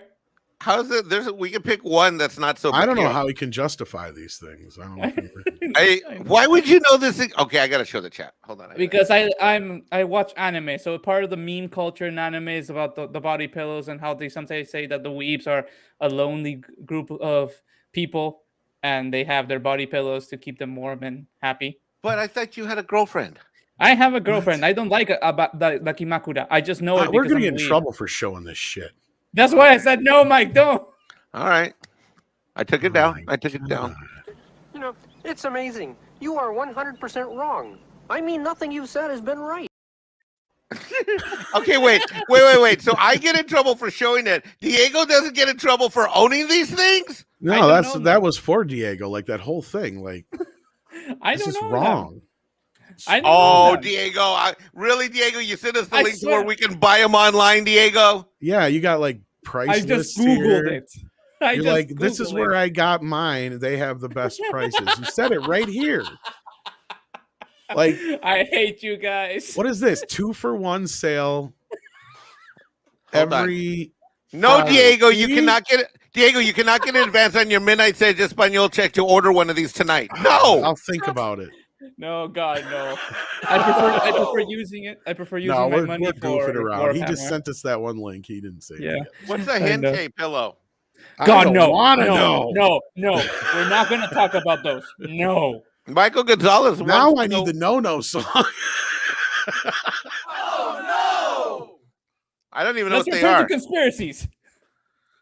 Okay, wait. You're saying it's such a bad thing? You'd rather talk about political conspiracies? Okay. I'll just drop it. Okay, that's my hit. Ouch! I'm getting pinched in the back, chat. Ow! And Willie says this like this is supposed to make me feel better. Wrong show, wrong night. Maybe these people just need to get together instead of fucking pillows. Yeah. Oh my God! I just looked it up on the internet. Oh no! I told you no. Damn it! What is that? Because I got a feeling that these chicks that fuck the male versions of the pillows would have no problem dressing up like the chicks that are the pillows that the guys are fucking, right? And I'm sure the guys would have no problem dressing up as the guys of the chick pillows. You know what I'm saying?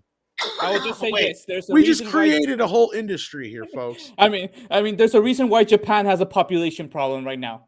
Why does this one have a little pouch in them? Why do you need the pouch? You'll never be lonely with animeonly.com.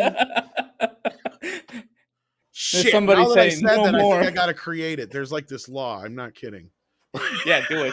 Just do it. No, just I'm not fucking kidding. Like if you broadcast a fucking .com and if you don't own it, you can get in a lot of trouble, I think. Really? .com.net.org. There you go.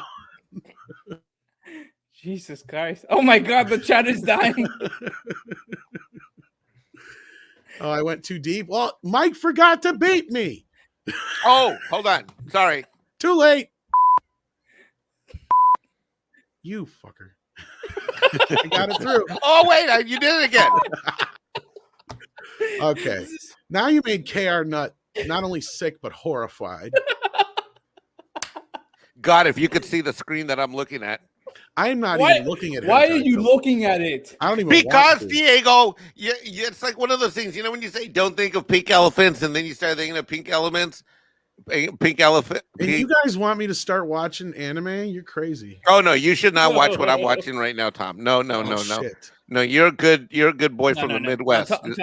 Tom, if you're gonna watch anime, I'm gonna find you some good anime that's actually good story, right? Well, I got oh my God, this website has one of Elon Musk. They have an Elon Musk full queen size pillow. Why would a woman want something? Oh. I don't want to live on this planet anymore. Bad I don't want to do any more shows show. with you anymore, Diego. You're making me you're turning me from being a South Carolina you gentleman. will probably be lonely. Again, this coming from the man who wants to buy the RV to go and park in the middle. Oh, well, okay, you got me there. I mean, okay, yeah, fine. Okay, you're right. Okay, let's just say this Mexican Iron Man. But when it comes to NASCAR, women and NASCAR and RVs are just part of the package there when you buy your ticket. Everyone owns. I actually want to see a picture of you in the middle of the NASCAR, the middle of the whole track, right? Bro, it's happening the next NASCAR season. I guarantee you this. Sometime this upcoming the next NASCAR season, I will absolutely. I'm doing my education. Mexican Iron Man is learning about the NASCAR. He is investigating the drivers, trying to figure out which car is going to be his favorite car. I got to get my flag. I got to put the flag out in front of the house. I need the RV. I need another flag for the RV, and then I need the RV's got to get painted in the right colors of the NASCAR number that I'm going to be rooting for at the NASCAR race. Welcome to the part of the show where everything goes off the rails. And Gurky Lord of Coin says there's a Nick Cage pillow. Can I get a link for that? I'm asking for a friend. Well, I mean, there's the Nick Cage blanket, the Nick Cage pants. I'm kidding. And Stephen Otten says we will not survive this. No, we're not getting out of this alive. I've come to that conclusion. None of us are getting out of this alive. Why do you think I said I don't want to live on this planet anymore? Eventually, they will get us all. Holy crap, this thing is on Amazon. Oh, yeah. What? That kind of stuff, you know. Okay, we lost like 10 viewers over this crap. Sorry. PC load letter? What the fuck does that mean?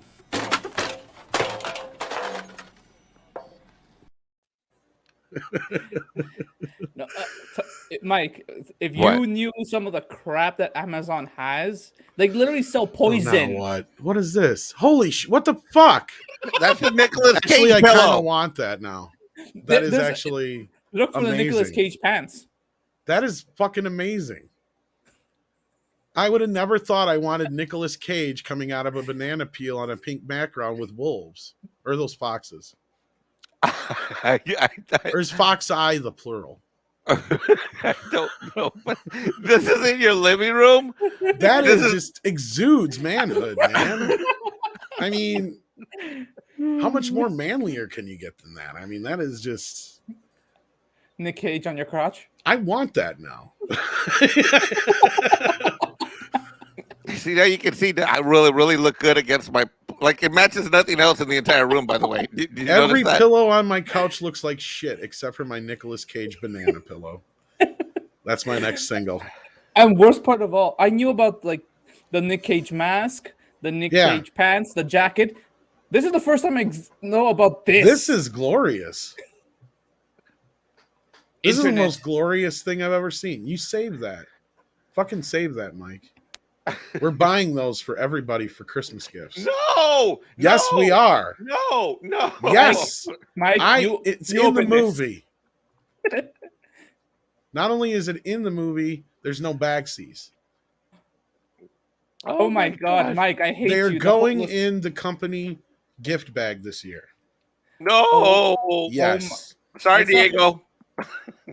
Oh my God, I found something. So don't buy one, Diego. No, I just found something worse. But for me as a Catholic, I just found something that's heresy. What does this have to do with being a Catholic?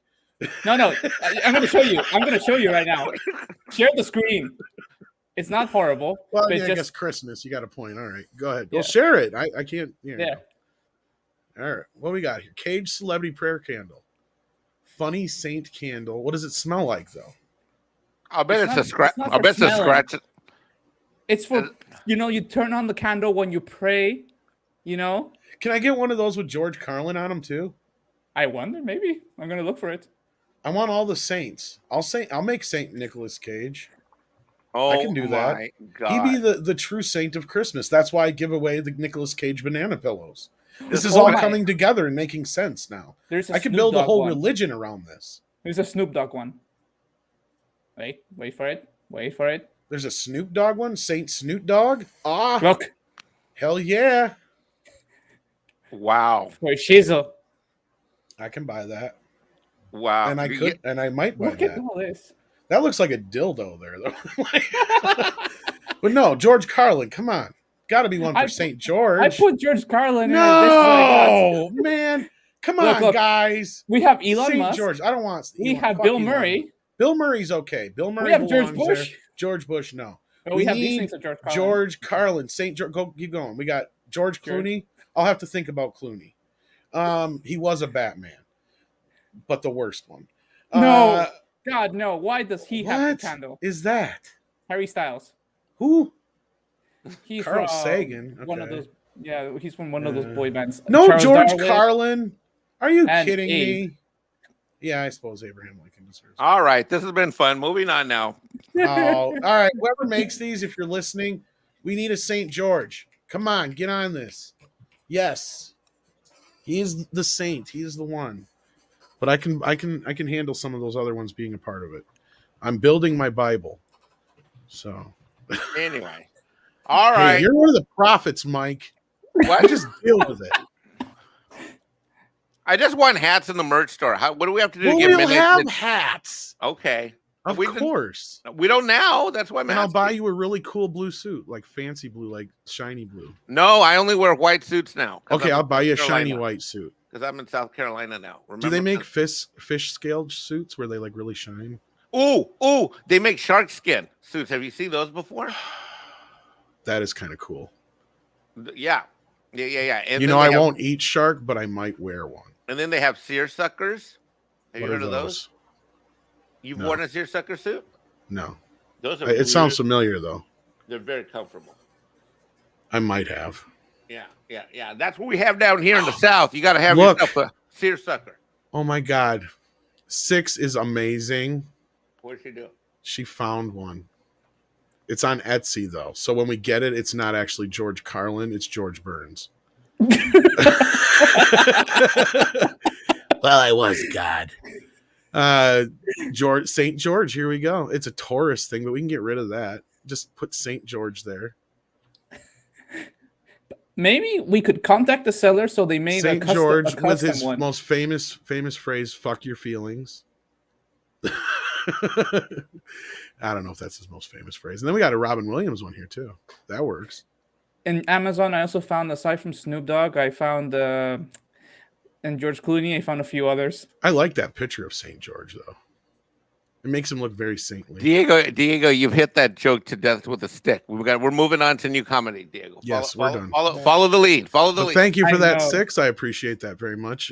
No, just I see. Like now, I have to make my own candles.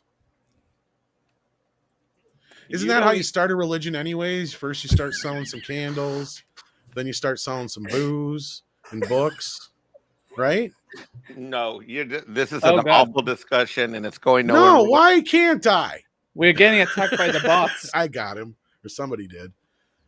So you guys are saying me starting my own religion is a bad idea? You already have. It's called Midnight Edge After Dark. Well, we're here already. That's just the foundation. This is just church, right? So we have to build on it. Well, it is a fellowship. That's what I'm saying. We could write this shit off on our taxes. Y'all are for that in the chat. No, we're not for that. We discussed that earlier. We are not for writing things off. Damn it! Why do you got to be so pious, Mike? I'm trying to, because I don't know. I love you though. You keep me honest. All because he follows the church of accounting. He keeps me honest, right? See, there and you out go. Of trouble. That was probably a bad idea. Yes. It's an awful idea. But now the candles are a good idea. No, the candles are not a good idea. Oh, no. Mike, hear me out, okay? No, I'm done hearing you out, Diego. Hold on. You get up. Hold on. You get up. There you go. Jesse will agree it's church, like as in it's like this is church. Okay, yeah. I No, think Jesse would be all for this idea. He'd be like, we could do everybody as candles and sell them. Diego, I already know what my reaction is to whatever you're about to say. You ready? Here. Shoehorn Aplenty sent us a super sticker. Let's see what it is. I can't see what it is here on this side, so I have to open up this dealy jobby and listen to the Mountain Dew commercial, but that's good. We're still monetized, at least on YouTube's end. Shoehorn O'Plenty sent us a thumbs up sticker. Thank you so much. Can our saints be Muppets? Of course. I'm all open to voting in saints. I mean, there's no rule that says you have to have a limit on saints, is there? Nope. Exactly. I can only have 12 apostles though, so I got Mike and Jesse and Diego and all those guys and Paulie and whatnot. So we don't even have 12. How do you? I mean, you're just. We'll get there. We're going to hell. Remember. We're just starting. Jesus did not have the 12 at the beginning. He found them one by one. Queen didn't start with Freddie Mercury. He came in last. Okay, so that means we got to get the rest of the saints. And Saint 6, yeah, see? Joker's in, see? Oh, no, the saints are just anybody. Anybody can be a saint. Saint 6, obviously, she's already earned that. She's transcended. But no, like, I need apostles. What else do I need? I got to go back to my fucking catechism classes. You need a tranquilizer. Yeah, you trying to tell me to shut up, Tom? I'm just already bringing fire and brimstone. What? The bots. How is it any more corrupt, less corrupt, or more corrupt than anyone else's religion? Seriously. Oh God. Fine, we're Mormon. We'll be Mormon. Oh God, Mike. No. Now we're Mormons. Are you happy? No. You pissed me off long enough. Now we're Mormons. Where's Jesse when we need him? I know, right? I'm kidding. We're never going to be Mormon. No altar boys. Damn right. But there will be hot choir girls. But they all got to be at least of age. No, just kidding. Of course. Tranquilizer. And this was clear. I know he's trying to shut me down, 6. The button wasn't enough. The shot. That one wasn't enough. Now I'm going to resort to this. Hold on, Karen's got a point. I prefer Patriots. See, now you're talking better. We can start talking there because then get the religion aspect out of it. Maybe we need to start our own political party. There you go. I thought you were going to say football because they wrote Patriots. We could start a football team. No, we would suck. I don't think we'd suck. No. We wouldn't play it. We would just get the rejects from the NFL first. And you then got start trading. you and I as linemen, man, Mike, and then you got like Jesse there. He's a scrappy motherfucker. No. I want to work in the front office with the air conditioning and the budget and the calculator. Of course you do. No, I don't want to be on the field. No. I want to be the assistant coach that's always in the tree watching the rival teams trying Are to you take kidding up me? all You're the their next plays. biggest guy. You're up next to us. Yeah, what about Andre? He's the quarterback. Yeah, Andre's the quarterback. I think Andre's taller than both of us. How are we going to protect him? You know what? We should have our own virtual game and make sure it's only available on the Sega Genesis or whatever. I would love to have a Midnight Touch football game. That'd be awesome. Well, we will when we all show up to the next meetup because we're going to have the whole crew for that. Legally, we would have to make it a game that we always have to play. We can't ever simulate because if not, EA will sue us the hell out of us. Just for the record, the Girls on Toxic Femininity on Monday night, when I proposed a Jello cage match of After Dark versus Toxic Femme, and all three of the girls said they were down. And what? That's true. The Espanol boys would be the refs just to make sure everything remains clean. Sure. Well, Nina said she's gonna kick my ass, and I'm sure she would. She's like, "I'm gonna get you in a headlock, Mexican Iron Man." I'm like, ah. That's why we'll make sure everything remains clean. That means no evidence. Diego, I think you've been awake too long today. Yeah. Well, we could say the same thing about you, Mike. Yeah. That's probably true. I did get up at 6. And I'm not trashing religion, 6. I'm just having fun. I think they're all equally ridiculous. But I'm not saying I don't believe in anything. As we know you do, but that's another story for another channel and another day. Yes. Oh, what? You don't think it's okay to like worship Ninja Turtles? That's not a religion? Oh God, I just don't want us to get unmonetized. I'm kidding. Look at Sean. They said that the girls agreed to the cage match, but only if Betty White joined in for my sake. Dang you, Shum! Doggone it! There's nothing between. I do not have a Betty White fixation, Shum. Son of a gun, this guy. Gort, though, if we actually do have a board game, when I say all you've won is one of our lousy versions of our home games, that means I got to send a bunch of idiots on Twitter an actual game. Okay. Not necessarily. Well, if I promise it to them. No, but I mean, you could make the rules and put in instruction manual how they can scan this page and then cut it out and make their own pieces on the board. So you could do it on the cheap. Or we could just buy it and it's ready to go out of the box. Ion, what are you going to call yourselves? The Midnight's Edge Wheezers. Oh, okay. You know what? That was pretty funny. Okay. 1st and 10, maybe. Like, okay, next play is Bat Tom is going to do a 10 and out play. All right, on 3. 1, 2, 3. Bat Tom, go. 10 and out. How about I just go out? Oh, God. Oh, God. Congo. All right, we're the Fellowship of the Nerds, I guess, according to Werewolf, who's going to kick us all in the nuts. And that's why we bring somebody to keep it clean. And Tom, the prophet's prophecy comes true. Let's wrap up soon. 45 minutes from now, as I said. Told you. Got the right. It is 45 minutes. It is. 30. It is. And I'm about to wrap this up. All right. Well, thanks everybody for being here. Sander Hammerslug, there's no cult of Betty White. Sander, I love you, but don't team up with Shum. Oh God, these guys. I love these guys. Nicolas Cage never really went anywhere, I don't think. He just does everything now to pay off his tax bill. He got absolutely eviscerated with this tax. This is a guy who trusted somebody to manage his money. That guy kept it, laundered it, never filed the right taxes in order to hide what he was stealing, and Nicolas Cage got left holding the bag. I mean, I can't disagree. He probably made his stock go down considering all the crap he's done because of it. But I mean, he's still, Nicolas Cage. I mean, well, he still has an open balance, but that's another story. Well, he's probably never going to get a big movie again anytime soon, though. I mean, you got a point about that, Bryant. I don't know. Maybe Tarantino will put him in something. You never know. Stuff like that can usually reinvigorate your career. I guess you are right. His career has kind of taken a bit of a downturn, but I mean, he just can't wait around for those big, movies anymore. No, and at this point, he's got a reputation where he's going to take any project at a certain pay level in order to keep going. Because, like, I've heard he's so desperate, like you can even get him to show up for like a couple $1,000 for certain things. That is not a lie. I know somebody who almost did it, but on the same day, somebody offered him like twice as much. Yeah. Well, Mexican Iron Man is available for bar mitzvahs and quinceaneras, and to sign autographs. I'll probably have to pay people to let me. Honestly, I don't know how revealing it was, John. When I get goofing around, I'll say just about anything.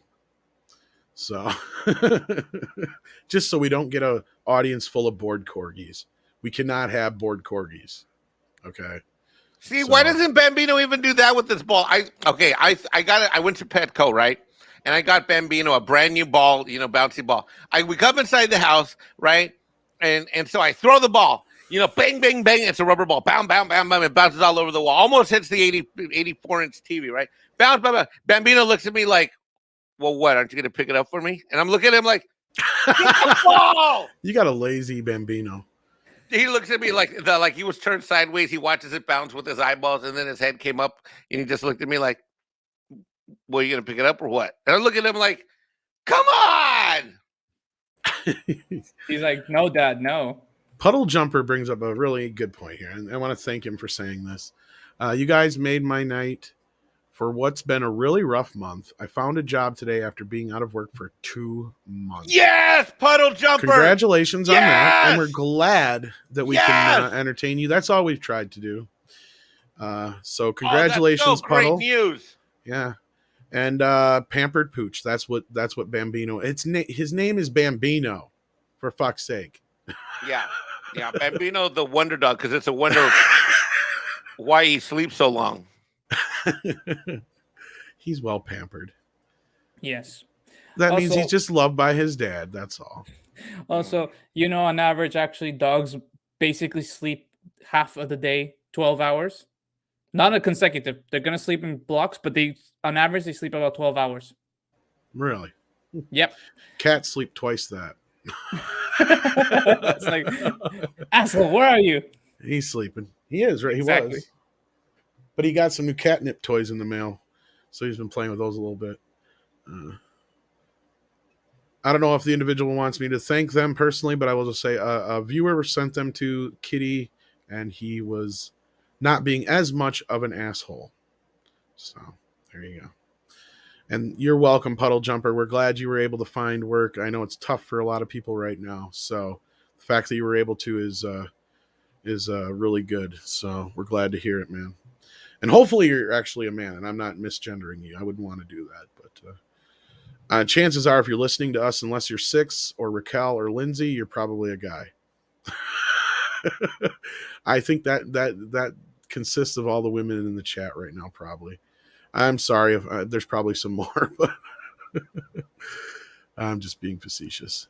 But yeah, have you guys got anything going on over at Midnight's Edge Espanol that you want to plug or talk about, or anything coming up that you're going to be talking about? Or Yeah, right now, not really. We just have our usual stream on Thursdays.